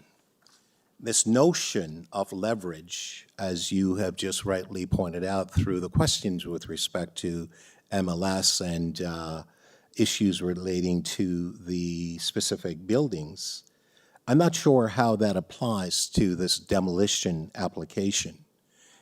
It appears that, and through the questions I've asked staff, there are numerous benefits to be realized with respect to the I would use the term modernization that will take place. When that takes place, I'm not sure, but that's part of that particular process. And to suggest this notion of leverage to achieve, I'm not sure what, because it is a standard practice with respect to any counselor's office to work with an applicant to deal with matters as it relates to set addresses, without this notion of suggesting that what we have in front of us is unworkable. These are policies that have been designed, have been put in place, and have been working for many years. I have a number of matters in my ward, Mr. Chair, that relates to issues around rental replacement, and I've had every confidence in the work with our staff. In fact, one of the things that we've just done recently with a major developer, we have put together a package which was sent out to the residents who would be impacted with respect to the development. Residents are calling, thanking us for that, and ensuring that the relationship with the landlord and property owner and the residents is informed where communications takes place. I'm not sure why we wouldn't want to move and accept the recommendations that are in this report, which are extremely beneficial, tend to suggest that, well, I want to have some leverage that is going to demonstrate to the property owner that I, as a council, have power, counselor has power that is going to prevent the demolition permit. The demolition permission is going to take place. It's a question of when. There is ample opportunity for those who wish to have and engage with respect to property owners to deal with issues as it relates to these particular buildings, which obviously predates every one of us in this particular chamber. I think a better approach is to have dialogue, conversation, and to show good faith by approving what we have in front of us today based on not only our policy, but also the discussions with the applicant, discussions with tenants, and the benefits that is going to accrue going forward.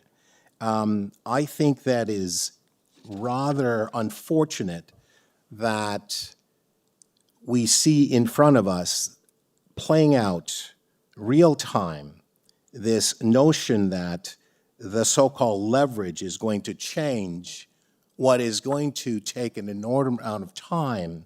And in fact, with respect to, if there's no cooperation, if there is distrust with a particular counselor's office and that of the applicant, it doesn't benefit the residents. If you want to help the residents, you collaborate and you work through, particularly folks who say, there's been challenges, and yes, there has been. But this is an opportunity for you to bring a different perspective as opposed to, bringing this so-called leverage or hammer to hammer something that's already problematic. How do you bring about the changes? You don't. I think we need to move the recommendations. I'm going to move the report, Mr. Chair. And so I hope that members will support that. Thank you. Okay. Thank you, Councillor Thompson. Other speakers on this item? Councillor Myers? Thank you, through you, Chair. I just want to echo what Councillor Thompson said. These discussions are always difficult, and they're difficult for the councillor. They're especially difficult for the residents. They're also tricky for the applicants in that we always want to make sure that there's a opportunity for dialogue and collaboration to make sure that we are working for the best interest of the tenants and also the best interests of the city.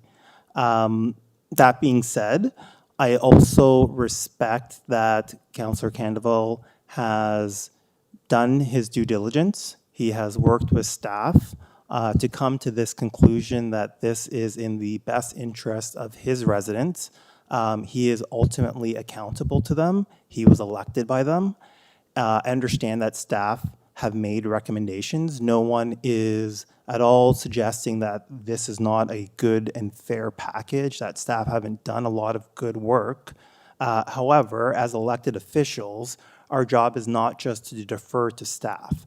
Our job is to listen to staff, to work with them, and sometimes we might disagree with their recommendations or we might want to do things in a different way. Everyone here at this table has done that at some point in their career. There's nothing wrong with that. And I think we should respect our colleagues in that they have the best interests of their constituents in mind when they make these decisions.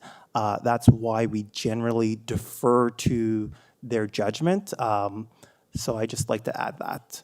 And I will be supporting Councillor Candeville's recommendation. Councillor Myers? Any other speakers on this item? Councillor McKelvey? Sorry, Deputy Mayor McKelvey? My apologies. Either will do. Thank you. I too want to thank staff for their hard work on this.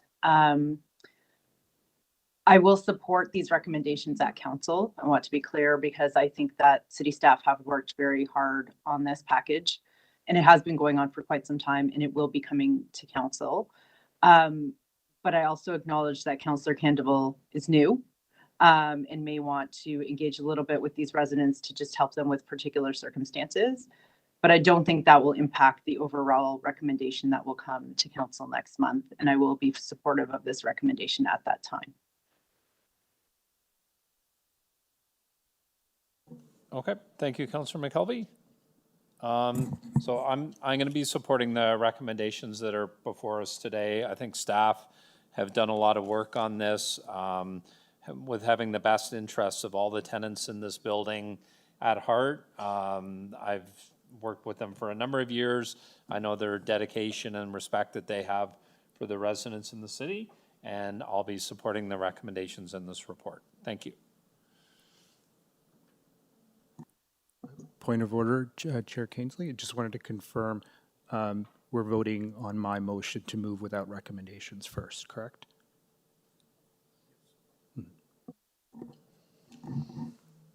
Okay, so we have the motion by Councillor Candeval first. All in favor?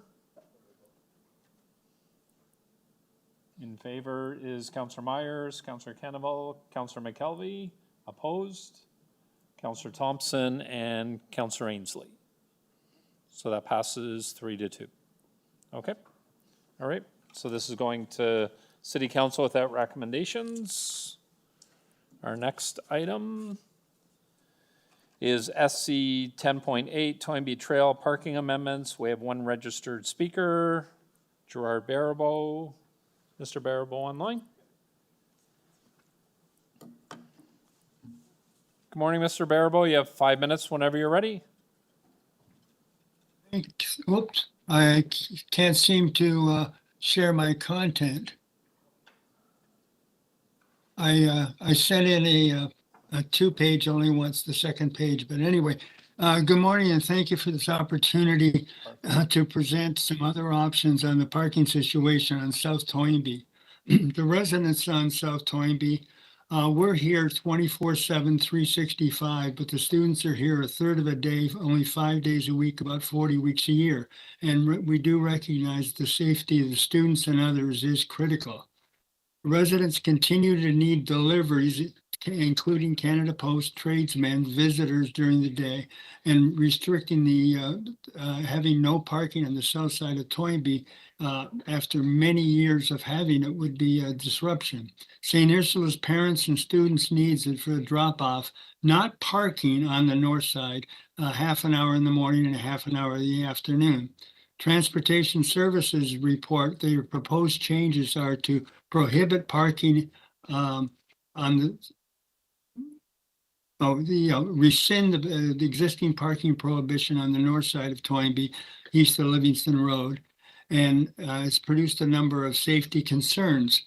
Well, the safety concerns, some of them have only come along in the last 5 or 6 years when these self-entitled parents park on the north side of Toynbee and walk their children to school less than 50 meters in most cases. It's not a stop and drop situation, and it clogs Toynbee.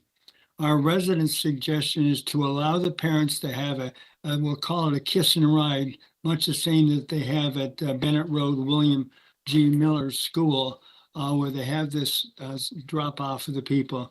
This will allow the residents on the south side to maintain the parking, or in fact, what we could have is that no parking from 8 to 10 a.m. and 2 to 4 p.m. on this stretch of Toynbee. It's only the first 6 houses.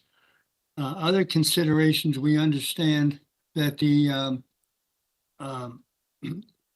speed limit will be reduced from 40 to 30 kilometers per hour on Toynbee and Livingston. And we think Transportation Services should use the Highway Traffic Act 615 to post time speed limits in the school zone so that the 30-kilometer limit is not there 24/7, 365. And in fact, it can be controlled at 40 kilometers an hour other times. And when school's in session, let's have it to 30 kilometers. Thank you for your time. Are there any questions? Thank you, Mr. Baribeau. That's my role to ask for questions. Sorry, does Well, anybody? I thought it would be useful, Paul. Thanks, Gerard. Hold on. I'll see if there's any questions of the deputy. It's the first time. I mean, what the hell? This is the first time you've deputed at community council? Yes, I believe so. Oh, wow. Wait a minute. I just turned off the screen. No problem. So Gerard, sorry, just to be clear. So you're a longtime resident of this street. What would you like to see in place? So parking regulations, you'd still like to be able to park on the south side of Toynbee? The way we have it today, But, and by the way, what I failed to add in there is that when the report was made by Transportation Services, they stated that there was no sidewalks on Toynbee. In fact, since then, their report was produced. There is a sidewalk on the north side of Toynbee, right in front of the school. So the cars there's a full curb there too. In the past, the parents have been pulling up on the grass and dumping the students off. Yeah, and currently on the north side of Toynbee, where they're parking in the morning and after school.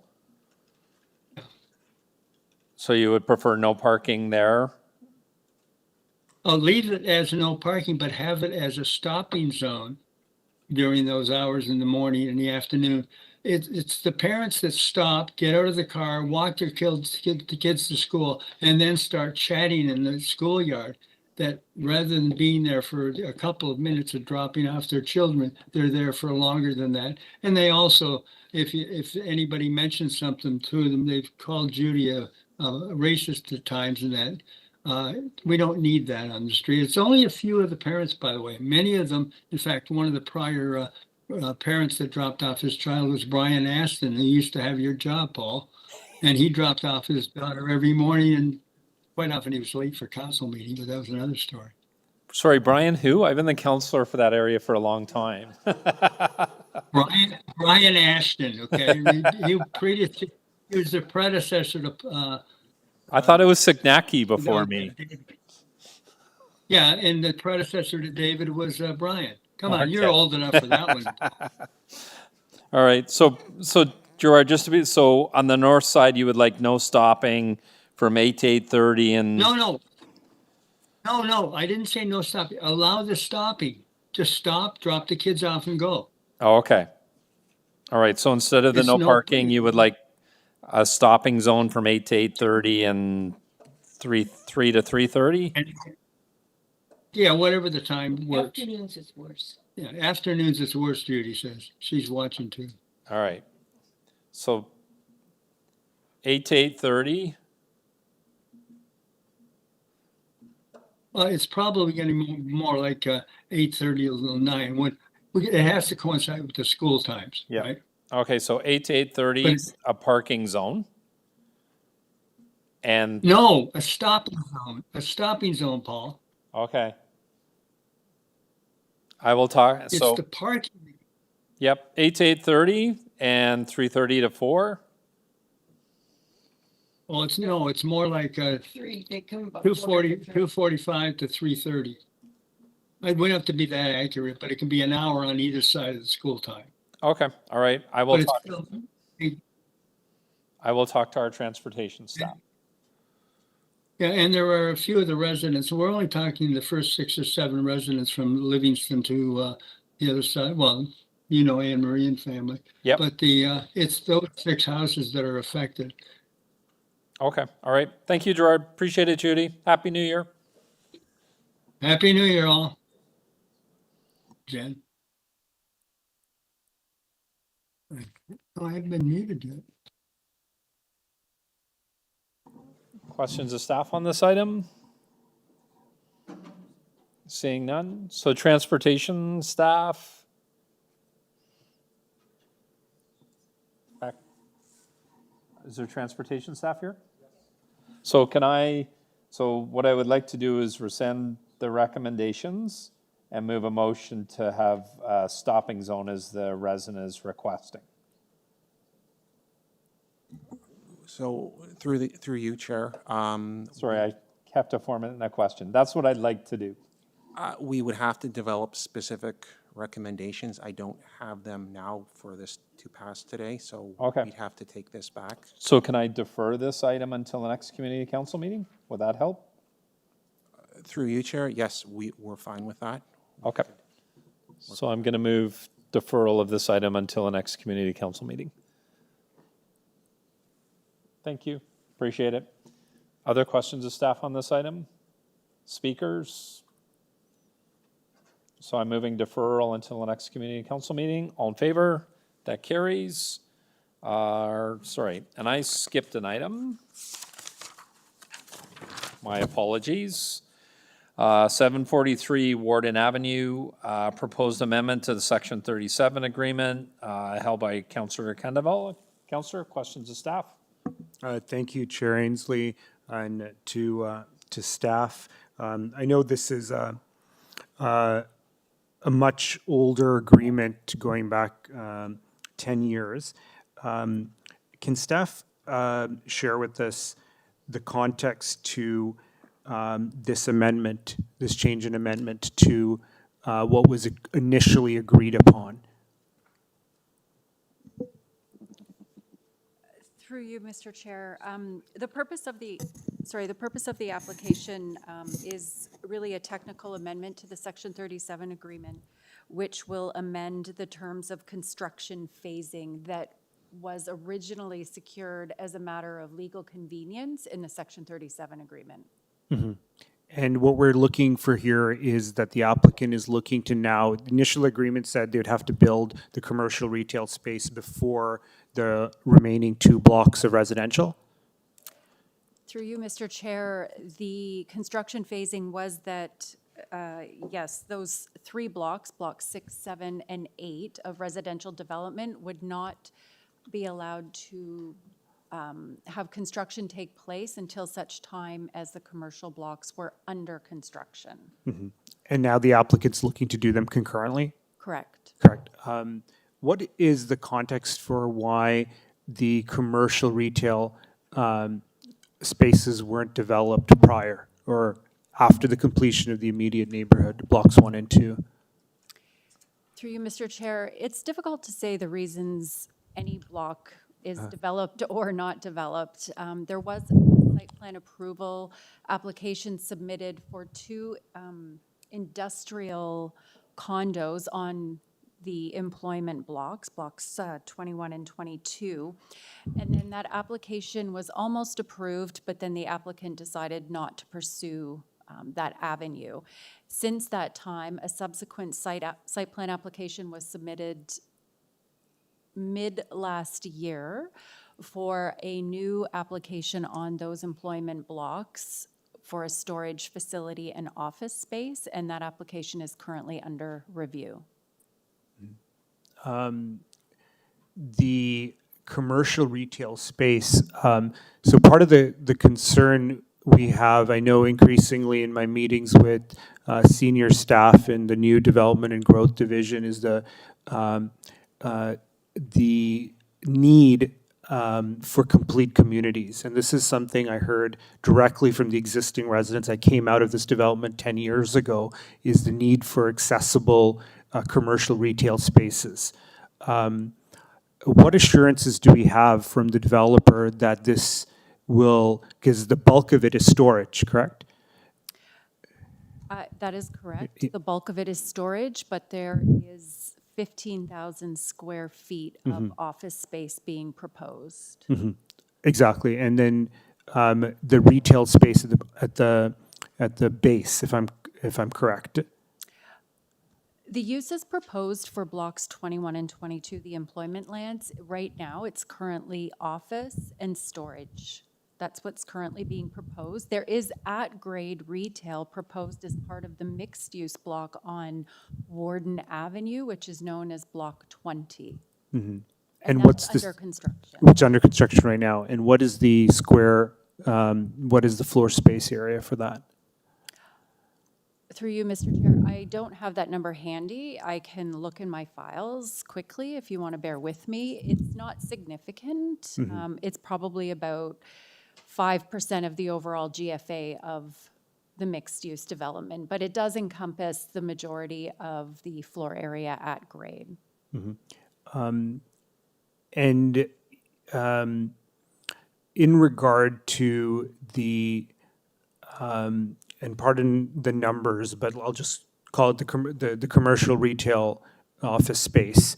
When that agreement was created in 2014, was the understanding it would be that it would be commercial, in this case, a 6-story storage and office space? Was that the agreement then, or was it just left unspecified and now the applicant's providing the details?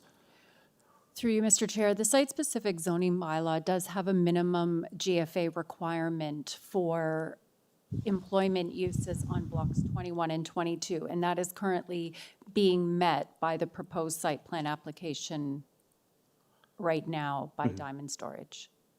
What I'm trying to understand is at what point of this process did were we informed that it would be storage and office?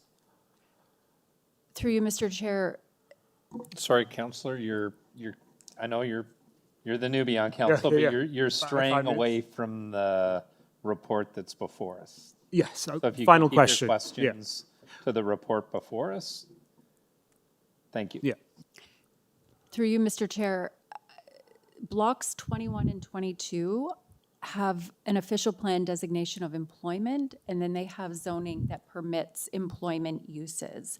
And currently, the use proposed through the current site plan application that's under review meets zoning. I understand that. I'm trying to understand when did we receive that application that it would be storage and office space? That application was received in 2023 and is still currently under review. Okay, thank you. Thank you, Counselor. Other questions of staff on this item? Seeing none. Speakers, Counselor Candival? No. Sorry, you held it. So you either Well, yeah. move the recommendations or Yeah. vote against them, or No. are you moving the recommendations? With some commentary. I appreciate some of this predates existing staff and their work on this file. I think as we undergo the review of the application, is that we entertain the impacts and consider the impacts for local communities and our commitments to creating holistic, complete communities that provide access to not just relevant commercial retail, but also mechanisms vis-a-vis our economic and community development to create opportunities for what are referred to as mom and pop owners and independent small business owners to be able to access sites. And I think that's part of the changes we're seeing in a whole host of applications that we need to consider whether on a site-specific or on a policy basis are frameworks for decision-making. And I'll move the report. Okay, thank you, Counselor. All in favor of the recommendations? They carry. Our next item is SC 10.13, 150 Clonmore Drive zoning amendment application decision report for approval. We have one registered speaker, Mr. Vincent Devine.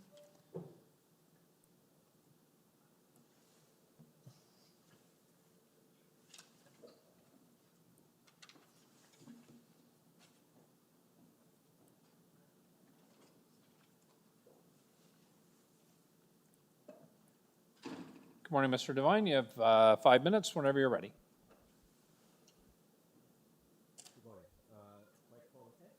Is the light on? Better now. There you go. Perfect. Okay, thank you. My name is Vincent Devine. I reside at 5 Ianson Boulevard in Ward 20.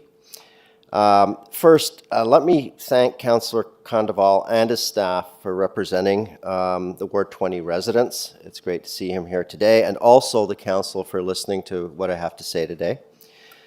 I'm going to voice some objections on the application on this part of the agenda. I want to be clear that the objections I'm going to voice are not intended to oppose development at Clonmore. It's in the details, the particular details of the application in their current form that should be amended to warrant the approval of the council. There's 5 specific issues that I would like to put forward. Point 1, the quarry land, as I'm sure most are aware, has a long history of mixed uses. For many years, it was unregulated. It was an unregulated dump zone. We don't have details of what has been buried there for decades. Environmental testing done in 2006 found heavy metals, including arsenic and lead, that exceeded Ontario's residential standards. I also understand that in preliminary excavation, methane gas has been detected at several levels.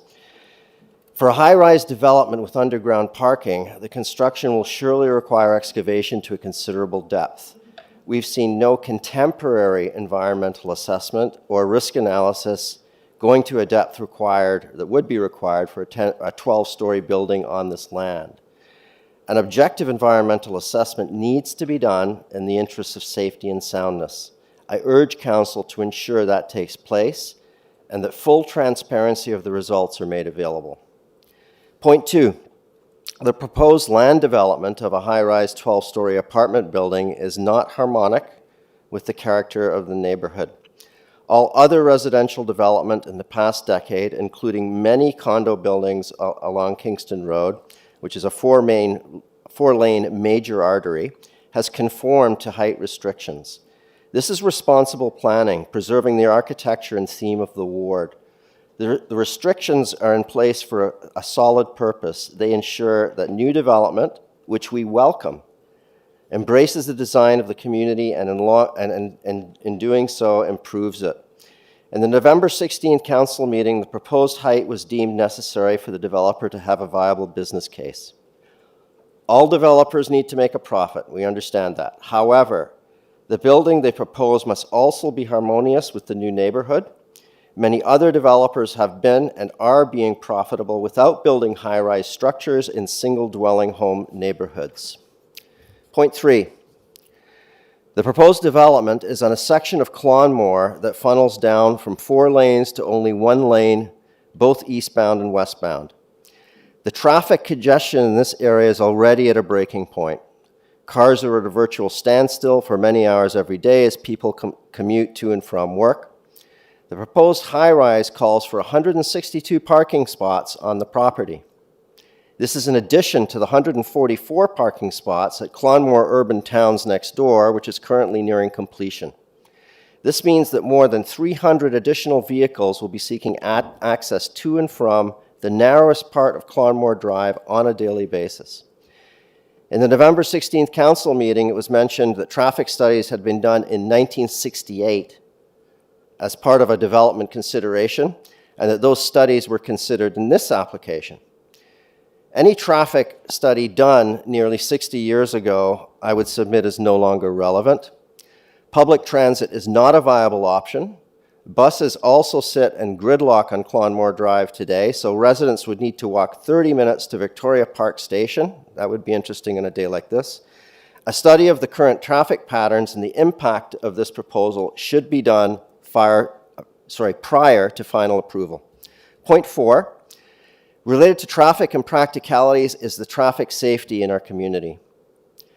The area to the south of Clonmore Drive is primarily single-family residences on streets that are not currently through streets. 5 of our side streets between Red Deer and Warden don't even have sidewalks. Our children play there.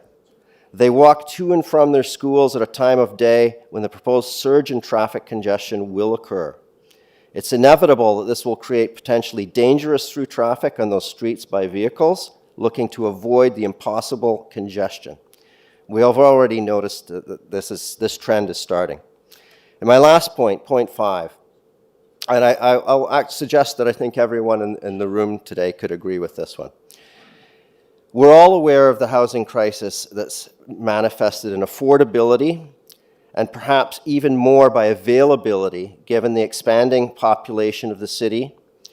Responsible development of the Clonmore quarry land will help that crisis, and we welcome it.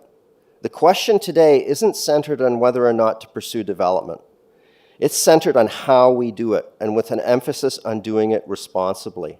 We ask for well-designed and carefully considered development that will enhance the Ward 20 neighborhood as opposed to development for its own sake. To conclude, I ask that Council deny the application from Core Development Corporation in its current form with a provision that if and when amendments are made to address these and any other of the valid concerns that have been expressed, that approval then be given. Thank you again for listening today.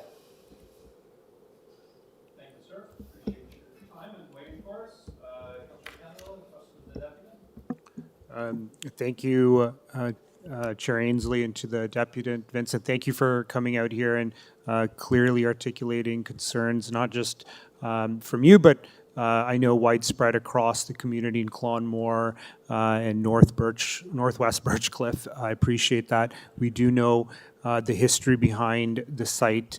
Can you please clarify the concerns of in and around the impacts coming from the quarry lands and the potentiality of harmful toxic chemicals? Sure, I can comment on that. First, I'll say I've lived in the area for 7 years, so I don't have the history as many of the residents, longer-term residents have. There's a couple of sources for the information. I mean, if you check the archives for the Birchcliff News, you'll find the reference that I made to the metals that have been found in 2006. I understand, again, from preliminary investigations or excavations, that have been done, that methane gas has been detected. I hear this from other residents who have been there much longer than I have. So that's where the sources come from, Councillor Candoval, in terms of what's under there. My point that I'm raising here is I don't know what's under there. I haven't seen any assessment to say what's under there. And I think we would all want to be sure that the proper assessments were done before any rush to development started, especially for something that would have to go as deep as I believe this would. Thank you. And just finally to confirm. Councillor, I have to interrupt. I need to move a motion to extend the meeting to finish this item. Otherwise, we have to leave it. We have to adjourn at 12:30 if I don't. So all in favor of finishing this item, the meeting with this item? All in favor? Carried. Thank you. Sorry, go ahead, Councillor. I appreciate your comments that this is not about development per se, and there is an affordability crisis, and we recognize that development has to occur. But the circumstances surrounding this particular development is rooted in concerns of the safety of the immediate community surrounding the site.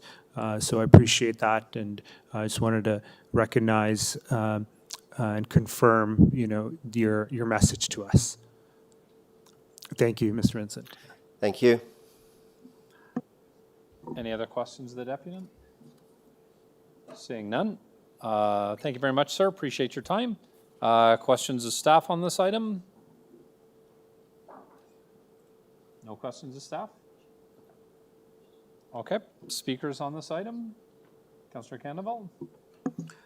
Thank you, Mr. Chair, for the extension and for chairing. I have a motion which I've circulated with staff, and if they can put it on the board or share with other councillors, and I appreciate the work Christian and staff have afforded our office in understanding this file. Many of the decisions to this site were prior to my time as councillor. However, the knowledge and information we have about the area goes back almost 100 years. The quarry lands, as you know, in the 40s was completely unregulated. Anything and everything went in there, including harmful toxic chemicals, which have been documented by different city and academic and news sources covering the land and the scope of that impact, which for many decades has prevented development.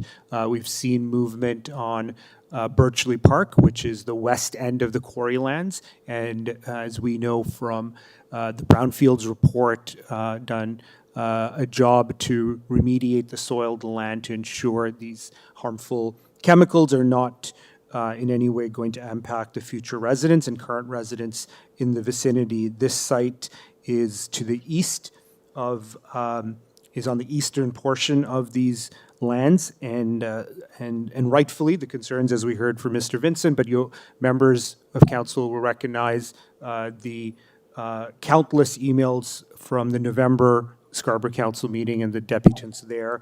And that was, of course, the context, and grateful to City Council in December to bring this item back for further consideration and deliberation. And I think pays respect to why our process is as such, which allowed us to work with staff and the community to understand the concerns to this unique site and the impacts. And for those, and as part of this learning journey, for me at least, and I think many others, was recognizing Scarborough faced a similar scenario that had incredibly unfortunate impacts. In the 70s, the Ontario government built social housing at Nielsen and Shepherd at McClure Crescent. And a very, very fascinating case, unfortunate, but we saw community speaking out on development on what was identified as a toxic, similar unregulated toxic dump. And in the 80s, we started seeing serious health impacts on the residents of McClure, who banded together and, in long story short, through lengthy litigation, challenged the Ontario government, and in a rare case of land use opposition, beat the Ontario government in the 90s and received compensation. But that was due to the lack of regulation, the lack of deliberate, thoughtful land use development and environmental assessment and protections that we need to learn from and consider when we make unique decisions on land use development on proven sites that have been contaminated. And that brings me to the motion before us, that we exert and exercise caution when prior to granting the necessary build. So as councillors will see, the recommendation before you reads as such: before introducing the necessary bills to City Council for enactment, required the owner to complete the city's peer review process of the submitted soil gas assessment methane monitoring program report prepared by Fisher to the satisfaction of the General Manager, Solid Waste Management Services. And I think this will give us the safety and caution, in addition to the existing process of site condition report, et cetera, to alleviate the rightful concerns from the residents, from us as the jurisdiction, and thus responsibility for said protections and assessments. So I am hoping members of council can support this. And I know Councillor Mantis just texted me saying he's supportive of this. And I think this is a solid approach to enact community concern and do our due diligence. I see my time's up, so thank you. Through you, Mr. Chair. Okay. Thank you, Councillor. Questions of the mover? Seeing none. Other speakers on this item? Seeing none, so we have Councillor Candival's amendment in front of us. All in favor? That carries. Item is amended. All in favor? That carries. And bills.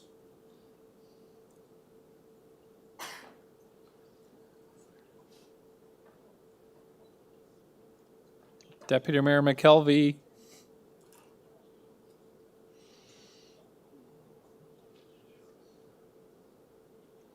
Sorry, Deputy Mayor McKelvey, can you turn your video back on, please? I need to pass the bills. She's gone. She can't be.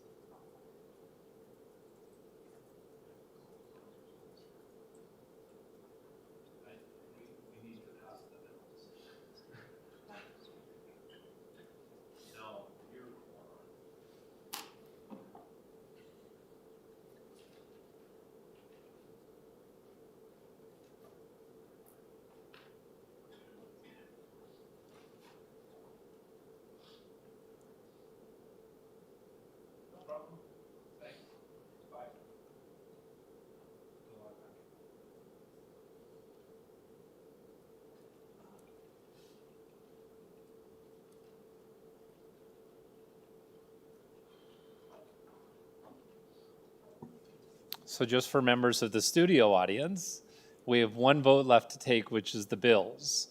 And if we don't pass the bills, everything that we did this morning has to be done all over again.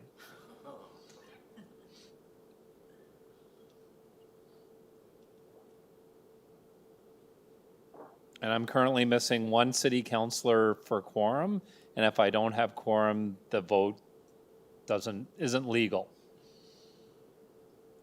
So we're just waiting for Deputy Mayor McKelvey to log back in.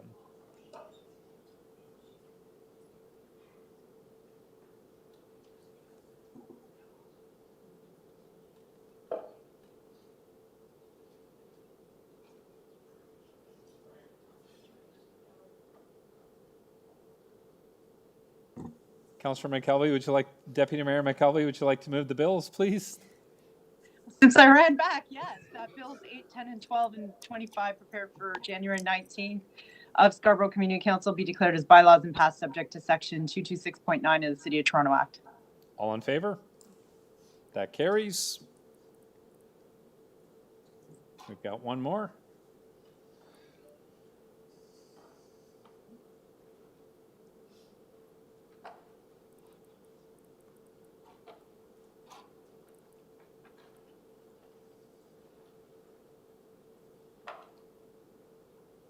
Councillor Canavelle, would you like to read the screen, please? Thank you. Oops. Oh, don't read that screen. Okay. Or that one. That one. That confirmatory bills to confirm the legislative proceedings of the Scarborough Community Council acting under delegated authority at meeting 10 on January 19, 2024 be declared as bylaws and passed subject to section 226.9 of the City of Toronto Act 2006. Thank you. All in favor? That carries unanimously. I believe that's it. Motion to adjourn. Councillor Myers, all in favor? And that carries. Thank you, everybody. Thank you.